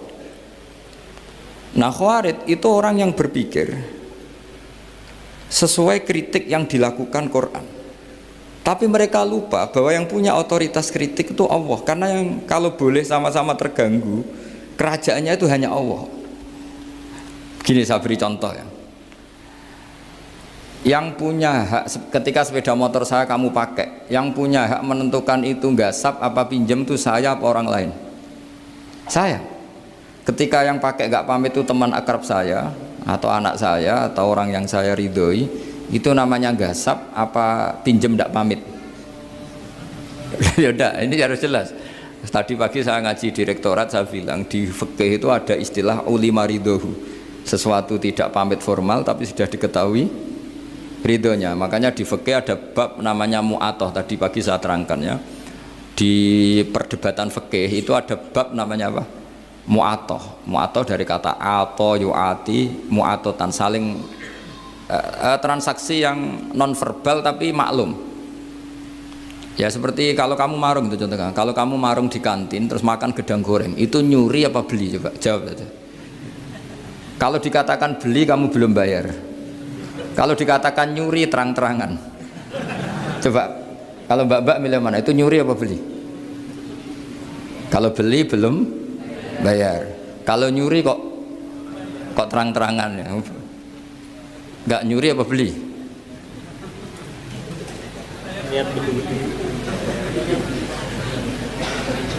Jadi ada gedang goreng di warung, kamu datang langsung makan, ada kerupuk dimakan, ada telur asin dimakan, itu nyuri apa beli? Nah, itu kalau orang fikih dibabkan kitabul bai'il mu'atoh, akad beli lewat jalur mu'atoh. Menurut Imam Abu Hanifah seperti itu dikatakan beliau pakai dalil al-adat muhakamah, bahwa adat itu berposisi seperti hukum. Karena posisi di warung, maka ngambil di situ dianggap memulai akad jual beli. Tapi karena ini sesuatu yang potensi masalah, Imam Syafi'i mengatakan itu enggak baik, enggak sah. Karena nanti kalau asumsi kamu gedang goreng itu 1.000, ternyata diregani 5.000 kan mangkel. Nah itu resikonya di situ, ya kan? Tapi kalau misalnya itu dikatakan, makanya Imam Syafi'i mengatakan itu profesional. Itu namanya ghormu. Ketika Anda bayar 5.000, itu namanya tebusan kesalahan. Jadi Imam Syafi'i melihat itu tidak jual beli, tapi tebusan kesalahan. Sehingga kalau saya jadi hakim, misalnya pembeli bilang asumsi saya 1.000 Gus, terus kata baek, kata penjual, enggak Gus itu tak jual 5.000, saya harus memenangkan baek. Memenangkan siapa? Penjual. Karena penjual adalah pemilik gedang goreng itu, dan posisi yang makan adalah perusak barang orang lain. Gitu. Sehingga dimenangkan penjual. Ya, dimenangkan penjual. Kenapa dimenangkan? Karena cara berpikir fikih, karena dia yang punya otoritas itu, punya otoritas kepemilikan. Itu dalam fikih madzhab apa? Syafi'i. Nah, itu penting dalam analogi surga dan neraka. Orang Khawarij itu kalau ada orang dosa, itu dikatakan sudah tidak Islam lagi, dia sudah keluar dari Islam. Orang dosa itu wajib disiksa oleh Allah. Mereka bilangnya ya wajib. Dalam kelompok Islam itu ada kelompok namanya Khawarij, orang yang sangat ekstrim dalam berpikir. Dia mengkafirkan orang yang melakukan dosa apa? Besar, dihukumi kafir. Tapi pendapat ahli sunnah enggak, orang dosa besar ya dosa saja, tapi enggak usah dihukumi kafir. Kenapa? Cara berpikir ahli sunnah, surga neraka itu milik Allah. Kalau yang punya saja enggak apa-apa, ngapain ada yang ribet? Yang punya surga neraka itu Tuhan, dan Tuhan memanggil-manggil orang yang salah itu disuruh tobat, anibu ila rabbikum, wahai hambaku yang berlebihan, yang masih dosa, ayo kembali ke saya. Kapan saja kembali ke saya tak terima. Sehingga dalam madzhab ahli sunnah, otoritas khitab, otoritas kepemilikan yang berhak ya yang punya, orang lain itu nomor 2. Sehingga tadi kalau Anda bawa kayak motor saya, dan Anda teman akrab saya, tidak pamit saya, kalau saya bilang itu nggak apa-apa ya nggak apa-apa. Kalau saya bilang apa-apa ya apa-apa, nggak penting orang lain. Sehingga ini wilayah yang agak sensitif, tapi ini ilmu, mau tidak mau kita harus dengar. Sehingga di fikih ada bab ulima ridhohu. Misalnya ada orang makan gedang goreng di warung terus ditangkap Pak polisi, wah ini pencurian, mesti bakulnya nggak terima, enggak pencurian, memang tak jual. Nah, yang kasus begini, ini yang kasus, ini mungkin kasusnya anak-anak yang masih kos atau masih mahasiswa. Warung kantin dijaga ibu-ibu, ada anak makan lahap, dikira belinya cash. Setelah dimakan ternyata akadnya utang. Nah, itu pertanyaannya itu halal apa enggak? Karena asumsi baiknya monggo-monggo. Karena apa sudah mengkhayal nanti ada sekian uang cash didapatkan. Ternyata nyatet atau hutang. Nah, kalau ngomong di depan, Bu saya mau makan di sini hutang, kira-kira enggak boleh. Wah, itu ada sekian PR, makanya saya sering muji orang-orang yang enggak alim. Enak-enaknya orang tuh orang enggak alim karena enggak kesulitan seperti ini. Kita sebagai peneliti fikih itu sering kesulitan. Nah, sama Anda misalnya naik Grab atau naik taksi atau apa. Ketika Anda naik itu posisinya gasap apa pinjem. Dikatakan akad sewa belum bayar. Dikatakan pinjem nanti harus bayar. Jadi ada sekian masail fikih yang jadi perdebatan. Nah, apapun itu nanti kata finalnya itu dia yang punya, yaitu supir taksinya atau baeknya, penjaga warung tadi. Nah, sehingga hukum itu bagi orang lain sudah tidak sah kecuali bagi yang punya. Nah, di sini ini kelihatan benarnya mazhab ahli sunnah wal jamaah. Ahli sunnah mengatakan apapun salahnya seseorang setelah dia beragama Islam itu wilayahnya Allah. Kita tidak bisa berbuat apa-apa. Makanya ada ayat laisalaka minal amri syai'un aw yatuba alaihim aw yu'adzibah. Muhammad, meskipun kamu kekasih saya, kamu tidak punya otoritas menentukan si A dimaafkan, si A disiksa. Otoritas itu hanya bagi saya, kata Allah. Sehingga banyak orang yang Nabi kurang srek karena membunuh pamannya Hamzah malah dikasih tobat sama Allah, namanya Wahsy. Wahsy itu orang yang Nabi gak suka karena pernah membunuh Sayyid Hamzah di perang Uhud, tapi sama Allah marah dikasih tobat. Sa'labah yang sering ibadah di masjid, sering iktikaf, saking seringnya ibadah itu sampai digelari hamamatul masjid, merpatinya masjid. Tapi na'udzubillah beliau malah berakhir dengan su'ul khatimah. Kita tidak pernah tahu. Kenapa begitu? Karena begini, wilayah yang absolut itu hanya milik Allah Subhanahu wa Ta'ala. Sehingga Nabi kalau ketemu Wahsy ya bilang, iman kamu sudah saya terima, Islam kamu sudah saya terima, tapi saya ini manusia, tolong sembunyikan wajahmu dari saya, karena kalau saya ingat kamu itu mangkel, karena ingat kamu pernah membunuh Hamzah. Tapi saya sebagai Nabi harus nerima iman kamu, karena Nabi itu gak boleh dendam. Tapi kalau mangkel-mangkel sedikit kayaknya agak boleh mungkin ya, mungkin itu ya. Tapi profesional, Nabi sebagai manusia nggak berkenan melihat Wahsy, tapi sebagai Nabi legowo terhadap imannya Wahsy. Tapi Allah sendiri yang ngendikan laisa laka minal amri syai'un aw yatuba. Coba orang munafik, kayak apa salahnya orang munafik? Tapi ketika Allah ngendikan tentang orang munafik gimana? Wa yu'adzibal munafiqina in sa'a aw yatuba. Allah bisa saja menyiksa orang munafik insya'a kalau berkehendak au yatuba, atau Allah mengasih tobat. Nah, karena pendapat ahli sunnah itu lebih valid sesuai ayat-ayat Quran, maka yang diikuti mayoritas di dunia adalah mazhab ahli sunnah wal jamaah. Dan itu dimulai cara berpikir yang sederhana, yang berhak menentukan khitab ya yang punya, titik itu saja. Yang berhak menentukan khitab ya yang, lah tentu yang punya alam raya ini hanya Allah Subhanahu wa ta'ala. Makanya Allah mensifati dirinya Malik Yaumiddin. Kita tidak bisa. Makanya bahaya ya, pikiran-pikiran kayak Khawarij itu bahaya. Sampai nggak usah tanya saya. Lalu Khawarij kalau di era modern siapa Gus? Anda provokator kalau tanya gitu tuh. Ya itu tidak boleh provokator. Pokoknya pikiran itu salah karena membatasi otoritas Allah Subhanahu wa ta'ala. Allah itu paling tersinggung kalau sifatnya dipakai, dicatut. Di Sahih Muslim itu ada riwayat, di hadis Muslim termasuk hadis Sahih itu Bukhari dan Muslim, itu ada seorang soleh sujud. Pas sujud dia diinjek orang preman, kira-kira seperti itu kalau sama diinjek. Terus si yang sujud tadi bilang gini, wawahi, ada kata wawahi la yaghfiru wahu laka, demi Allah, Allah tidak akan maafkan kamu. Saat itu juga Allah ngasih wahyu kepada Nabi di zaman itu, bilang ke yang sujud, pahala sujud tak cabut, dia tidak punya pahala, dan yang menginjek dosanya tak ampuni. Terus nabinya tanya, kenapa ya Allah? Saya tersinggung, kata Allah, hanya disetatuskan nggak bisa memaafkan. Padahal wa anal ghafir wa anal akhid bidzunub. Saya adalah zat yang bisa maafkan, bisa nyiksa. Kenapa status saya tinggal satu? Allah kan bisa kan, walillahi mulkus samawati wal ardh yaghfiru liman yasha wa yu'adzibu man yasha. Tapi siang sujud tadi menstatuskan Allah hanya satu, yaitu yu'adzib, itu kata Allah, kok enak, saya ini Tuhan, bisa menyiksa, bisa mengampuni, kenapa status saya jadi satu? Kamu kan mesti gak terima. Status kamu dihilangkan satu, terima gak kamu? Gak terima. Sebagai suami kamu tetap punya dua status, bisa meneruskan nikah, bisa menceraikan. Coba status kamu tak ambil satu, nggak boleh menceraikan. Istri kamu gendut, walek, cerewet. Wah, posengnya bukan main itu. Sama mbak-mbak juga sama.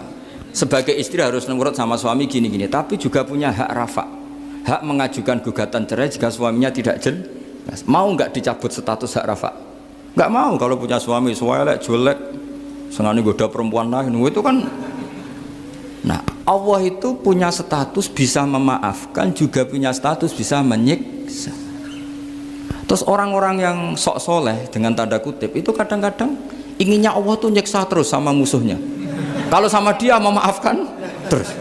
Terus corong Jawa kan aku mbahmu tapi kan gitu kira-kira. Kok enak gitu. Nah, jadi ya sudah seperti itu.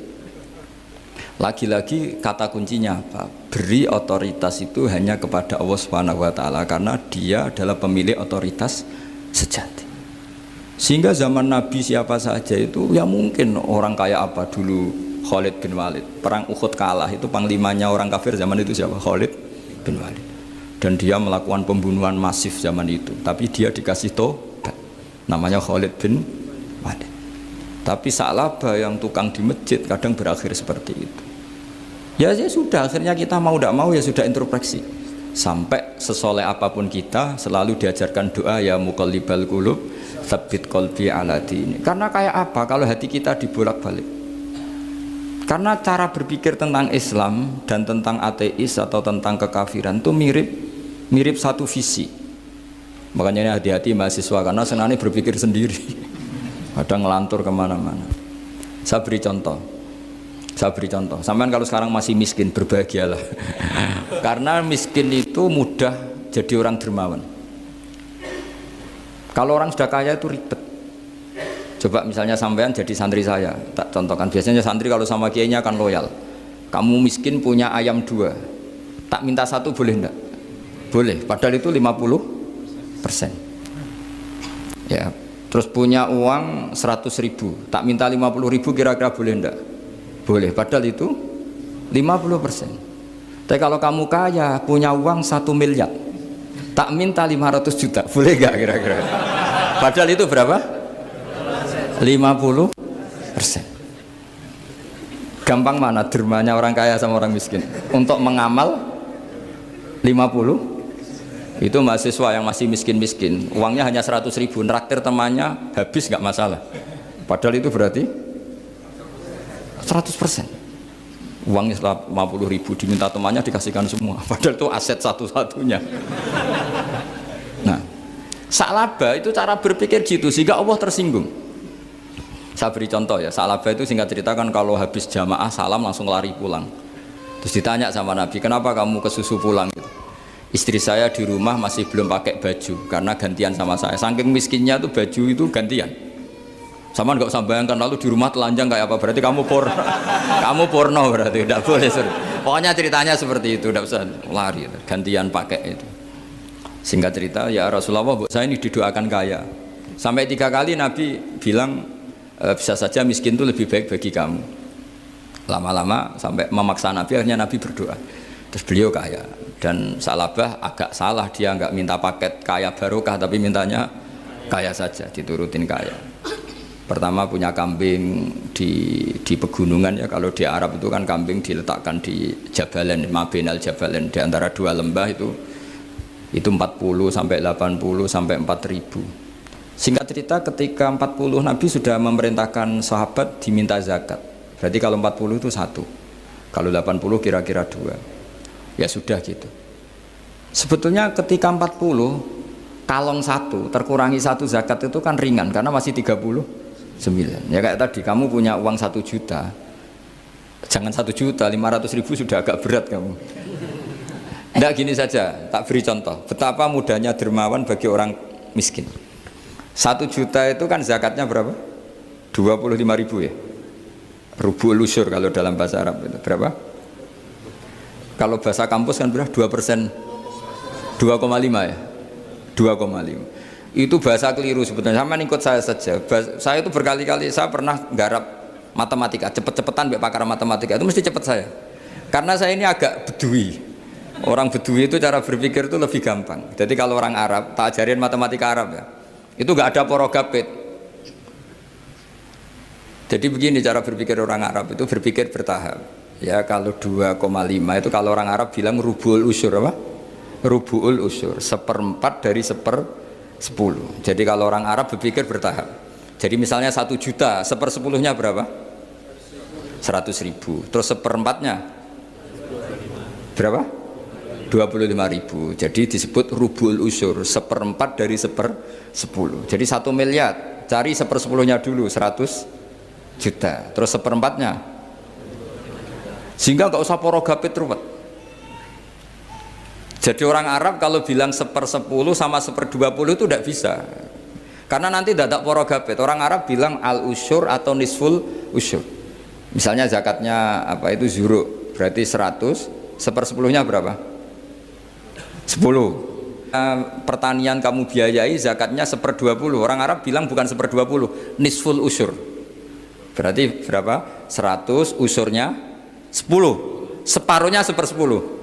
Berarti 5. Lah 5 ini bahasa kamu apa? 1/20. Ya.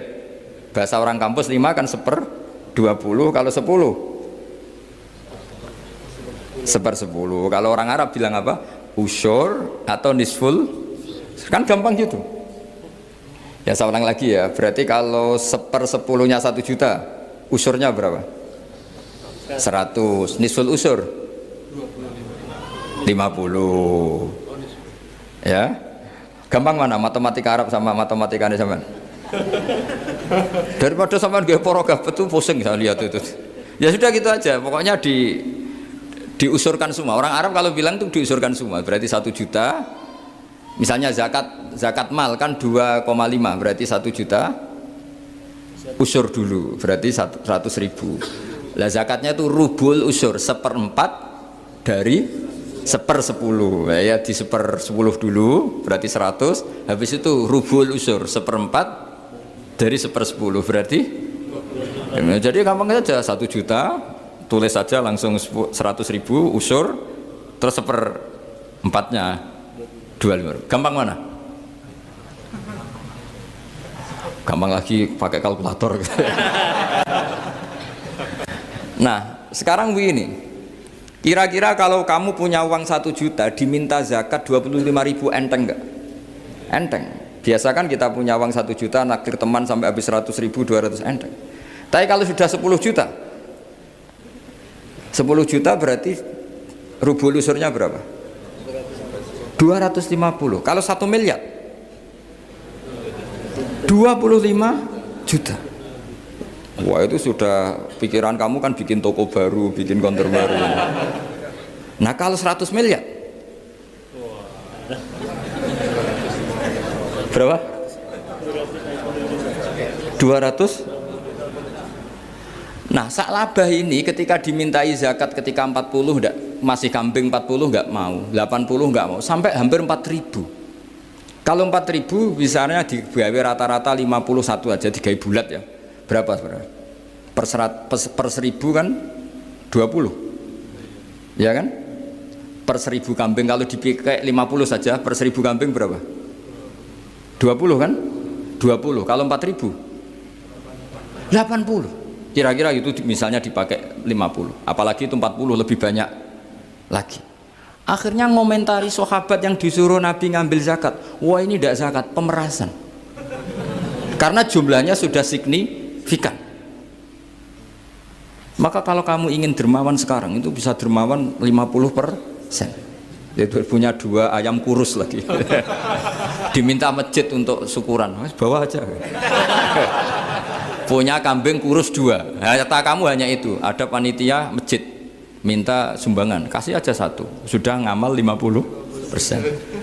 Tapi kalau punya sapi limusin 2, yang per 1 harganya 70 juta.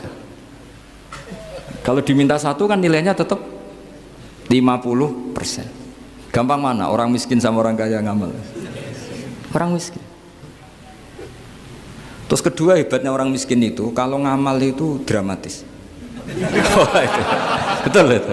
Jadi makanya kenapa Nabi suka orang miskin. Loh, saya pernah ditanya, saya ini punya teman yang kaya raya. Dia biasa ngamal 1 miliar, 2 miliar. Dia nggak terima sama fatwa saya, Gus kenapa Anda masih muji orang miskin? Ngamalnya tuh banyak saya sekali ngamal bisa 1 miliar, 1,5 miliar. Tapi kata saya, ngamal kamu itu tidak dramatis, nggak seru kata saya. Terus dia tanya, kok bisa Gus? Dia orang kaya, paling ngamal 1 miliar untuk bangun masjid, 1 miliar, 1,5 miliar bangun pondok, 1,5 miliar. Tapi kalau orang miskin, misalnya tukang beca, orang miskin kan pasti kawannya orang miskin. Kan nggak mungkin orang miskin utang Abu Rizal Bakri, utang Yusuf Kala, kan nggak mungkin. Kenal saja ndak. Orang miskin kan utangnya sesama orang miskin. Itu pasti itu kan hukum sosial itu. Nah ternyata itu apa? Hari itu anaknya ndak makan, hari itu istrinya mau kelahiran. Utang sesama miskin, diutangi 50.000. Tapi uang ini dramatis. Kalau hari itu nggak makan mati. Artinya apa? Ada orang ngamal 1 miliar untuk bangunan, kadang aksesoris, yang satu ngutangi 50.000 tapi taruhannya nyawa. Nah sekarang menyelamatkan nyawa sama bangunan keren mana? Maka berbahagialah orang miskin, karena komunitas mereka ini utang piutang urusan apa? Nyawa. Jadi ini lebih dramatis ya, lebih dramatis, lebih keren. Loh, makanya utang piutang orang miskin itu paling diabadikan Quran karena lebih keren, lebih keren. Karena nyawa apa? Loh saya ini kan termasuk kecil sudah kiai agak keren, sudah kiai agak mapan. Itu kalau orang-orang kaya nawarin saya paling, Gus nggak ganti mobil, nggak ganti aksesoris mobil itu. Itu nggak keren. Al-Nadikan tetap ngamal pun nggak keren. Tapi kalau orang miskin, saya sering kan dengar cerita mereka orang itu ngeri. Kayak cerita yang diabadikan Quran itu, wa yu'thiruna ala anfusihim wa law kana bihim khassasah. Itu Nabi ngumumkan saya punya tamu tapi hari ini saya tidak bisa hormat tamu. Ada sahabat yang usul, saya ya Rasulullah. Perlu dicatat dulu di Arab tuh nggak ada warung, nggak ada GoFood, nggak bisa kamu pesen online terus. Wah nih, nanti delivery gitu nggak bisa. Nah terus akhirnya datang ke rumahnya, datang istri saya ada makanan, tidak ada hanya untuk jatahnya bayi. Terus ya sudah, bayinya kamu tidurkan supaya jatah itu dimakan tamunya Rasulullah. Tapi kan jatahnya orang satu, tamunya kan malu kalau nggak ada yang nemanin. Terus ya sudah, lampunya dimatiin, pura-pura kamu nemanin. Wos yang satu ya ada piring sama sendok, pura-pura nemanin, yang satu makan betul. Itu diabadikan Quran. Karena apa? Dramatis gitu. Sehingga pagi-pagi dia datang ke Nabi, kamu punya amal apa? Sehingga tadi malam ada ayat wa yu'thiruna ala anfusihim wa law kana bihim khassasah. Mereka mengalahkan kepentingan dirinya sendiri meskipun punya kepentingan sendiri demi tamu tadi. Terus cerita dia, kita tamu tadi malam ya Rasulullah, yang saya sanggup menghormat, sebenarnya saya tidak punya apa-apa, hanya jatah bayi. Itu aja dramatis, bayinya ditidurin dulu. Tapi tidak disuntik ganja, tidak ditidurin. Ditidurin biasa nanti kan, ditidurin biasa. Terus suami saya pura-pura nemani, lampu dimatikan. Nah mungkin tamunya saking laparnya gak penting mikir itu, yang penting makan aja. Jadi maka sebetulnya orang-orang miskin itu tidak usah hiru, wah itu orang kaya bisa ngamal masjid 1 miliar, 2 miliar. Tetap ngamalnya ini sesuatu yang tidak mendesak. Tapi sesama orang miskin, kalau temannya minta tolong itu mesti dramatis. Istri mau kelahiran, kematian, kelaparan, pokoknya yang diselamatkan itu seru semua. Artinya gini ya, kalau miskin ya nikmati saja, itu ada peluang untuk menyalip pahalanya orang-orang. Tapi yang kaya ya tetap kaya. Kalau semuanya miskin, nanti yang miskin kerja di mana kalau semuanya miskin? Ya kembali ke tadi, ke ilmu khitab. Kalau ini tidak dipelajari, maka orang Khawarij ini megang otoritas. Tidak bisa. Mereka nggak menguasai pintu surga maupun pintu neraka, nggak bisa. Mereka dengan seenaknya tobatnya orang yang pernah gini nggak diterima. Tidak bisa, wilayah yang nerima tidak itu wilayahnya Allah Subhanahu wa Ta'ala.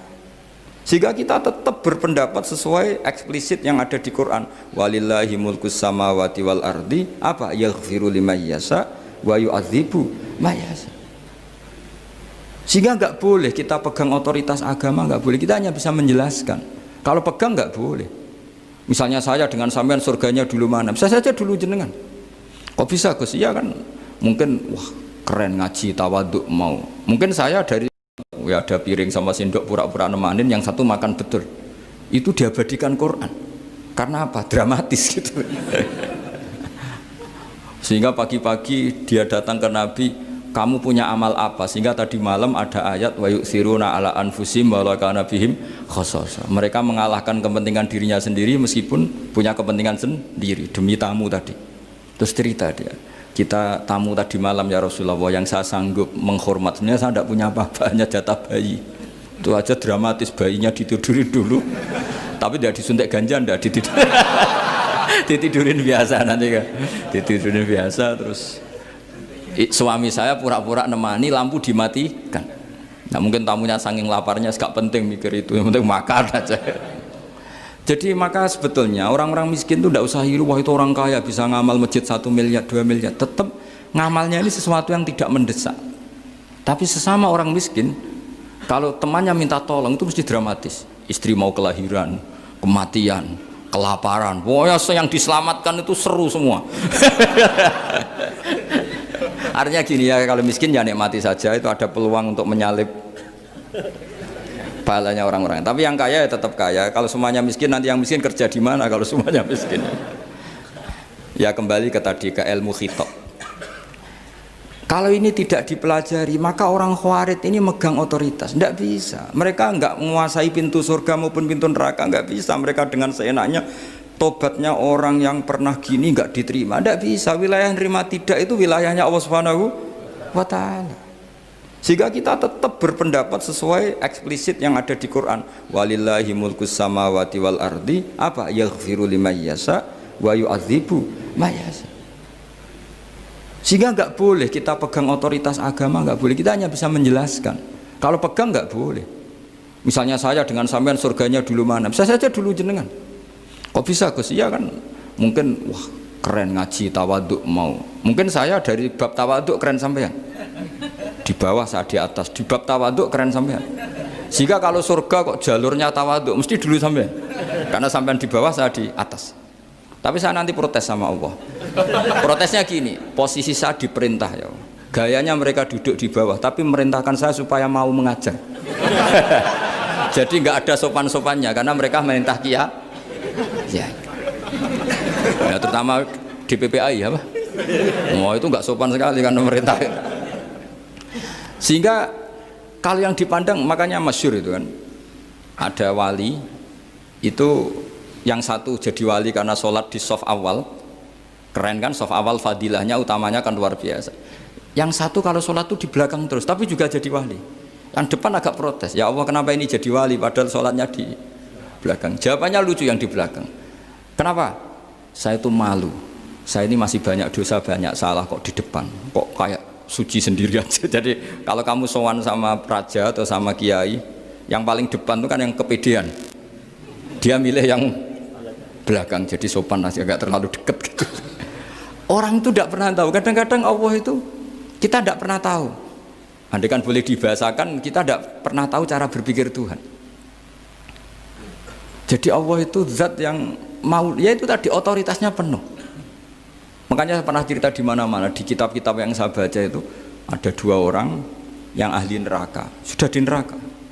Ini sekaligus ijazah, saya ulang lagi sekaligus ijazah, bisa dipraktekkan nanti itu. Setelah itu 2 orang ini dipanggil ke surga sama Allah.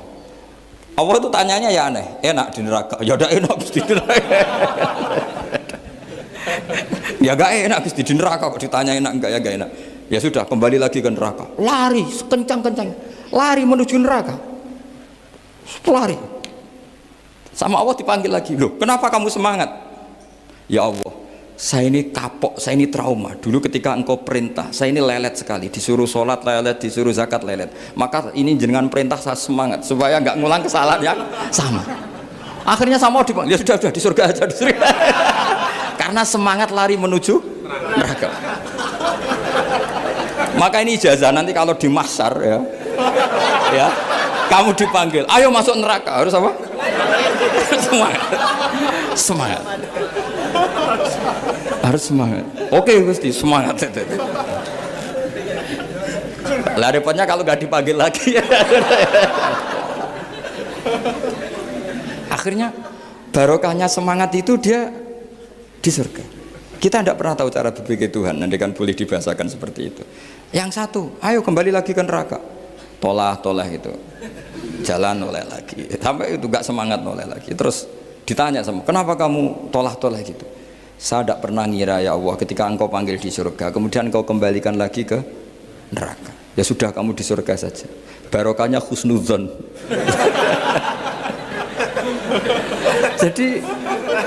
jadi Tuhan itu unik. Makanya dalam tradisi ulama itu ad-dinu ar-riwayah, agama itu riwayat. Sebagian diredaksikan inna hadzal ilma dinun fanzuru amman ta'khuduna dinakum. Agama ini, ilmu ini agama, maka lihat riwayatnya. Karena kita tidak pernah tahu cara berpikir Tuhan. Kita harus mengikuti riwayat yang diutarakan Rasulullah SAW. Karena kita tidak pernah tahu. Kayak tadi ada orang diinjek, kita mesti kan terprovokasi ingin bela yang sujud menyalahkan yang injek. Tapi ketika yang sujud mencatut nama Tuhan, Allah tidak akan memaafkan kamu. Itu Tuhan tersinggung karena sifatnya direduksi satu, diambil satu, disembunyikan satu. Loh ada kan dia begini mungkin malah Allah maklumi. Saya tidak akan maafkan kamu. Enggak apa-apa Allah, kan saya. Kan tidak mencatut namanya Allah. Selama hidup saya tidak akan maafkan kamu. Allah nggak akan tersinggung. Karena dia sebagai manusia tentu punya dendam, punya rasa mangkel, punya emosi. Tapi kalau ketika bilang Allah tidak akan maafkan kamu, berarti dia mencatut statusnya Allah. Dan Allah disifatkan hanya satu dari sifatnya Allah, yaitu hanya sifat menyiksa. Padahal Allah punya sifat memaafkan. Ini hati-hati bagi orang-orang soleh, orang-orang yang terlalu berpikir keras dalam Islam, nggak boleh seperti itu. Masyhur itu kan, ada satu perkampungan yang sering secara masif terstruktural mau menghabisi Nabi, yaitu namanya kampung Usoyyah, Ro'lan sama Zakwan. 3 kampung ini sering koalisi mau menghabisi Nabi. Sampai Nabi sering kunut nazilah, Allahumma an Ro'lan wa Zakwan wa Usoyyat asad Allah wa Rasulah. Sering dipasutkan gitu. Tapi Allah malah turunkan wahyu, Muhammad, kamu tidak boleh intervensi saya seperti itu. Bisa saja mereka dapat hidayah. Semenjak itu Nabi meninggalkan kunut nazilah. Terus dan sebagian ulama mengatakan itu awal diturunkannya ayat laisalaka minal amri syai'un au yatuba alaihim au yu'adzibahum. Jadi ini sekaligus lagi-lagi ini bab khitab. Jadi ya seperti kita punya, makanya orang itu tetap donga ya muqallibal qulub sabit qalbi ala dini, karena otoritas itu bagi yang punya. Maka kata malik, kata pemilik itu kunci dalam ilmu tauhid atau ilmu tafsir atau ilmu apa saja. Misalnya gini, sampai saya punya rumah. Saya punya rumah yang ruangan depan itu ruang tamu, tentu dapat perlakuan khusus. Sering steril, sering bersih, bahkan dihias pakai bunga, pakai macam-macam. Ruangan tengah biasa, ruangan belakang buat buangan sampah, buat WC, buat macam-macam. Sah apa enggak? Sah. Kenapa? Karena saya pemiliknya. Apa? Karena saya. Tapi kira-kira yang sedang di ruang tamu, tanah yang sedang di ruang tamu yang dimanjakan juga enggak boleh kumo luhur. Bisa saja suatu saat saya rubah pikiran, rumah saya tak balik dari menghadap utara ke selatan. Yang dulu WC jadi ruang tamu, yang ruang tamu jadi WC. Langsung perlakuannya rubah 180 apa derajat, 360 derajat. Lah itu yang di sini nih, kenapa orang soleh pun tetap takut sama Allah, karena Allah tuh yaf'alu ma yasha, bisa melakukan apa saja. Sehingga tradisinya ulama ketika zaman ini sudah rusak seperti ini, ulama-ulama tidak ada yang khawatir, karena Allah mensifati dirinya Al-Hadi sebagai zat penunjuk. Coba kita sudah tidak ditungguin nabi, nggak ditungguin wali, nggak ditungguin orang-orang soleh dulu, tapi agama itu ya jalan sampai sekarang. Ada orang ngaji, ada orang sholat, ada orang zakat. Andaikan agama itu diserahkan manusia, sudah kita tidak bisa mempertahankan agama ini di zaman seperti ini. Tapi karena Allah itu Al-Hadi, zat yang memberi petunjuk, dan sifat Allah Ta'ala pasti tata'atsaru bi khalqih, pasti ada akibatnya di makhluk. Seperti Allah mensifati dirinya Ar-Razzaq, yang memberi rizki. Buat zaman buyut-buyut perang dijajah Belanda ya tetap makan, ya tetap kawin. Kadang istrinya banyak padahal zaman jajan Belanda. Kita enggak dijajah aja susah.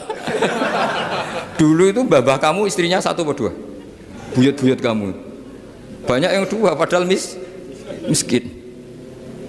Karena Allah mensifati dirinya Ar-Razzaq. Mbok keadaan kayak apa orang tetap dapat rezeki. Begitu juga Allah mensifati dirinya Al-Hadi. Mbok keadaan dunia rusak kayak apa tetap ada yang dapat hidayah. Jadi kamu tidak usah khawatir terhadap agama ini, karena Allah mensifati dirinya apa?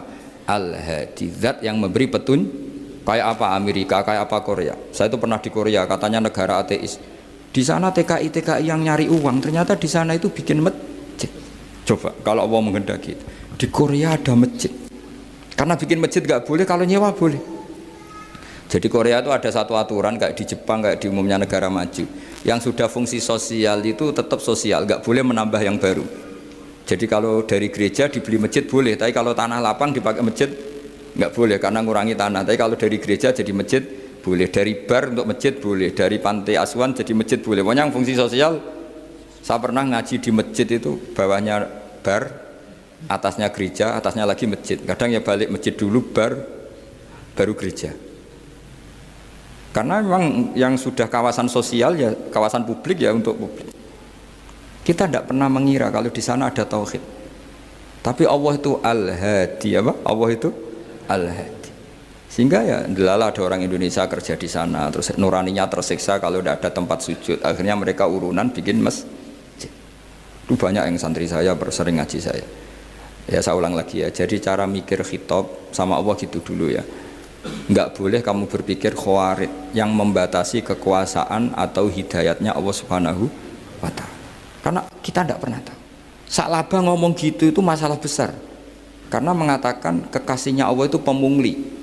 Karena tadi, wah ini tidak zakat lagi tapi apa? Pungli. Ini apa? Pemerasan. Karena tadi jumlahnya sudah sekitar 4.000, zakatnya kan banyak sekali. Makanya saya mohon, saya model di UI itu setuju kalau zakatnya dimulai dari kecil lebih ringan. Misalnya kita gaji 1 juta dipotong 25.000 kan ringan. Tapi kalau gaji kamu 1 miliar kan mendingan untuk bayar supir, buat yang jaga gudang, kan mesti pikir aja sudah macam-macam daripada dipakai zakat. Ya, jadi diantara menganalisis Quran adalah apa? Dudukkan Allah sebagai malikul umur kulliha, yang menguasai semua urusan. Tapi kalau kita apapun hebatnya hanya sebagai ulama, hanya sebagai mufti, hanya sebagai kiai, itu tidak punya otoritas. Sehingga misalnya banyak kan, misalnya anak yang kita cintai, kita modali malah bangkrut, yang tidak kita modali malah kaya, karena urusan tidak di tangan kita tapi di tangan Allah Subhanahu wa Ta'ala. Masjid juga gitu. Masjid yang dikelola secara sehat, ramai jamaahnya gini-gini, itu dikelola oleh manajemen. Ada masjid yang kelihatannya sepi, jamaahnya ya sedikit apa, tapi kadang-kadang diridhoni Allah. Kenapa? Karena masjid itu enggak menjadi problem sosial bagi komunitasnya. Saya beri contoh, masjid ramai tentu baik, enggak perlu saya ceritakan, karena masjid ramai itu ya mesti baik. Masjid yang banyak jamaahnya tentu baik, itu enggak usah dibicarakan. Tapi ada beberapa masjid yang sepi, tapi Allah itu suka. Kenapa? Karena lembaga agama itu enggak boleh mengganggu sistem sosial. Jadi kita tidak pernah tahu cara berpikir Nabi. Yaitu banyak kan sahabat habis sholat duhur ba'diyah di masjid, qobliyah di masjid.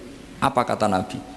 La taj'alu buyutakum kuburan, jong nak apik aja mbok entek-entekno ning masjid. Omam ya bagai keapian.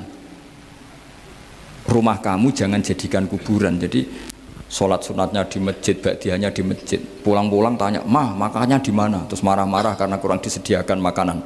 Kan lucu kan? Di masjid qobliyah, ba'diyah, pulang-pulang tanya apa? Makanan, tersinggung lagi kalau belum disediakan. Akhirnya apa? Anak-anak kita yang kecil kenangan melihat bapaknya itu apa? Bapak itu orang yang kalau dari masjid tanya makanan dan marah kalau tidak kesampaian. Coba kalau kamu datang dari masjid sholat, Kenangan anak kamu apa? Bapak itu orang yang kalau datang dari pergi sholat. Sehingga kenangan anak-anak kita ini melihat kita sholat sujud di rumah. Sehingga Nabi membahasakan apa? Jangan jadikan rumah kamu sebagai kuburan, kasih jatah sholat. Sehingga ulama mengatakan jamaah itu paling baik itu di masjid untuk jamaah fardu. Untuk sholat sunat beberapa malah sebaiknya di rumah. Sehingga saya ini sebagai kiai ya sering bingung. Bingungnya kadang ada orang terlalu overacting, ingin masjidnya ramai sehat. Yang satu enggak. Saya ini sering dipamiti. Biasa akhirnya bingung. Bingungnya ya barokahnya ngalim itu bingung. Kalau enggak ngalim malah enggak bingung. Karena ya sudah harus gitu. Sampai tak beritahu ya. Nabi awal ngendikan itu ju'ilat lanal ardu kulluha masjidan. Semua tanah Allah itu hakikatnya masjid. Apalagi ini rumah kita. Anak kita biar menyaksikan saat kita sujud, saat kita baca Quran, saat kita ngaji. Kalau semua ini di masjid, kemudian Anda di rumah taunya makanan, menuntut ngopi, menuntut kenangan di keluarga kita kurang baik. Makanya Nabi membahasakan apa? La taj'alu buyutakum kuburon. Jangan jadikan rumah kamu sebagai kuburan. Apalagi ada pepatah lagi, al-ummu madrasatul ula. Ibu adalah madrasah pertama. Coba kalau kita ngajarin Quran di rumah, ya tentu masjid ya tetap ada kegiatan, tapi jangan sampai mematikan rumah. Sehingga kita sebagai ulama itu ada masjid rame ya seneng, ada masjid setengah rame ya nggak apa-apa. Asal efeknya menyebar ke masyarakat. Jadi ramenya masjid ya baik, tidak ramai kalau yang ramai ibadah di rumah-rumah juga baik. Maka dulu zaman Nabi Musa malah istilahnya waj'alu buyutakum qiblata wa aqimus sholat. Jadikan rumah kamu sebagai kiblat, sebagai tempat ibadah. Coba kenangannya Nabi kalau sholat malam itu di rumah apa di masjid? Di rumah, sehingga Aisyah punya kenangan sampai hatta waromat kodamau, sehingga kakinya Nabi bengkak. Dan Nabi alami saja. Kamu kira Nabi sholat punya kayak anak-anak sekarang kan yang ada ruang sholat, ternyata hanya dipasang sajadah sama tasbih, nggak pernah dipakai. Kalau Nabi enggak, yang dipakai Sayyidah Aisyah itu ya tempat sholat. Sehingga kata Aisyah, Nabi itu sholat di tempat tidur saya. Kalau Nabi sedang berdiri, kakiku tak selonjorkan. Kalau Nabi sujud, kakiku tak ingkretkan. Ya di tempat Sayyidah Aisyah tidur itu. Nabi sholat. Pas berdiri kan berdirinya Nabi lama, Aisyah selonjor. Pas Nabi mau sujud, kakinya diingkretkan. Segampang itu Nabi. Akhirnya apa? Kenangannya Aisyah sebagai istri itu doa-doa tahajud, doa-doa. Coba kalau Nabi tahajudnya di masjid, Sayyidah Aisyah tidak punya kenangan doa-doa apa? Sehingga kita harus ngikuti ngaji. Sehingga kalau nuruti teori ya sholat itu ibadah. Sebaiknya kalau ibadah ya di tempat ibadah. Tidak seperti itu cara pandang. Kata Nabi, semua buminya Allah adalah saksi kita ketika ketemu Allah. Semakin saksi itu banyak, maka semakin baik. Maka kalau sholat sunat, kesunatannya itu pindah-pindah tempat. Tapi ya jangan terlalu habis di sini terus pakai mobil ke sana gitu. Iya, kalau pas di perempatan ada orang cantik nggak jadi diterusin nanti. Tapi ini sama saya cerita ya. Jadi di antara mengkaji Quran itu mengkaji cara Allah membuat khitab. Dan yang kunci semua adalah Allah adalah zat sing otoritatif, malikul umurikul dia, pengendali dari semua. Maka kalau nyifati Allah ya tetap yaghfiru liman yasha wa yu'adzibu may yasha. Jangan pernah mengambil otoritasnya Allah Subhanahu wa ta'ala. Sekian, assalamualaikum warahmatullahi wabarakatuh.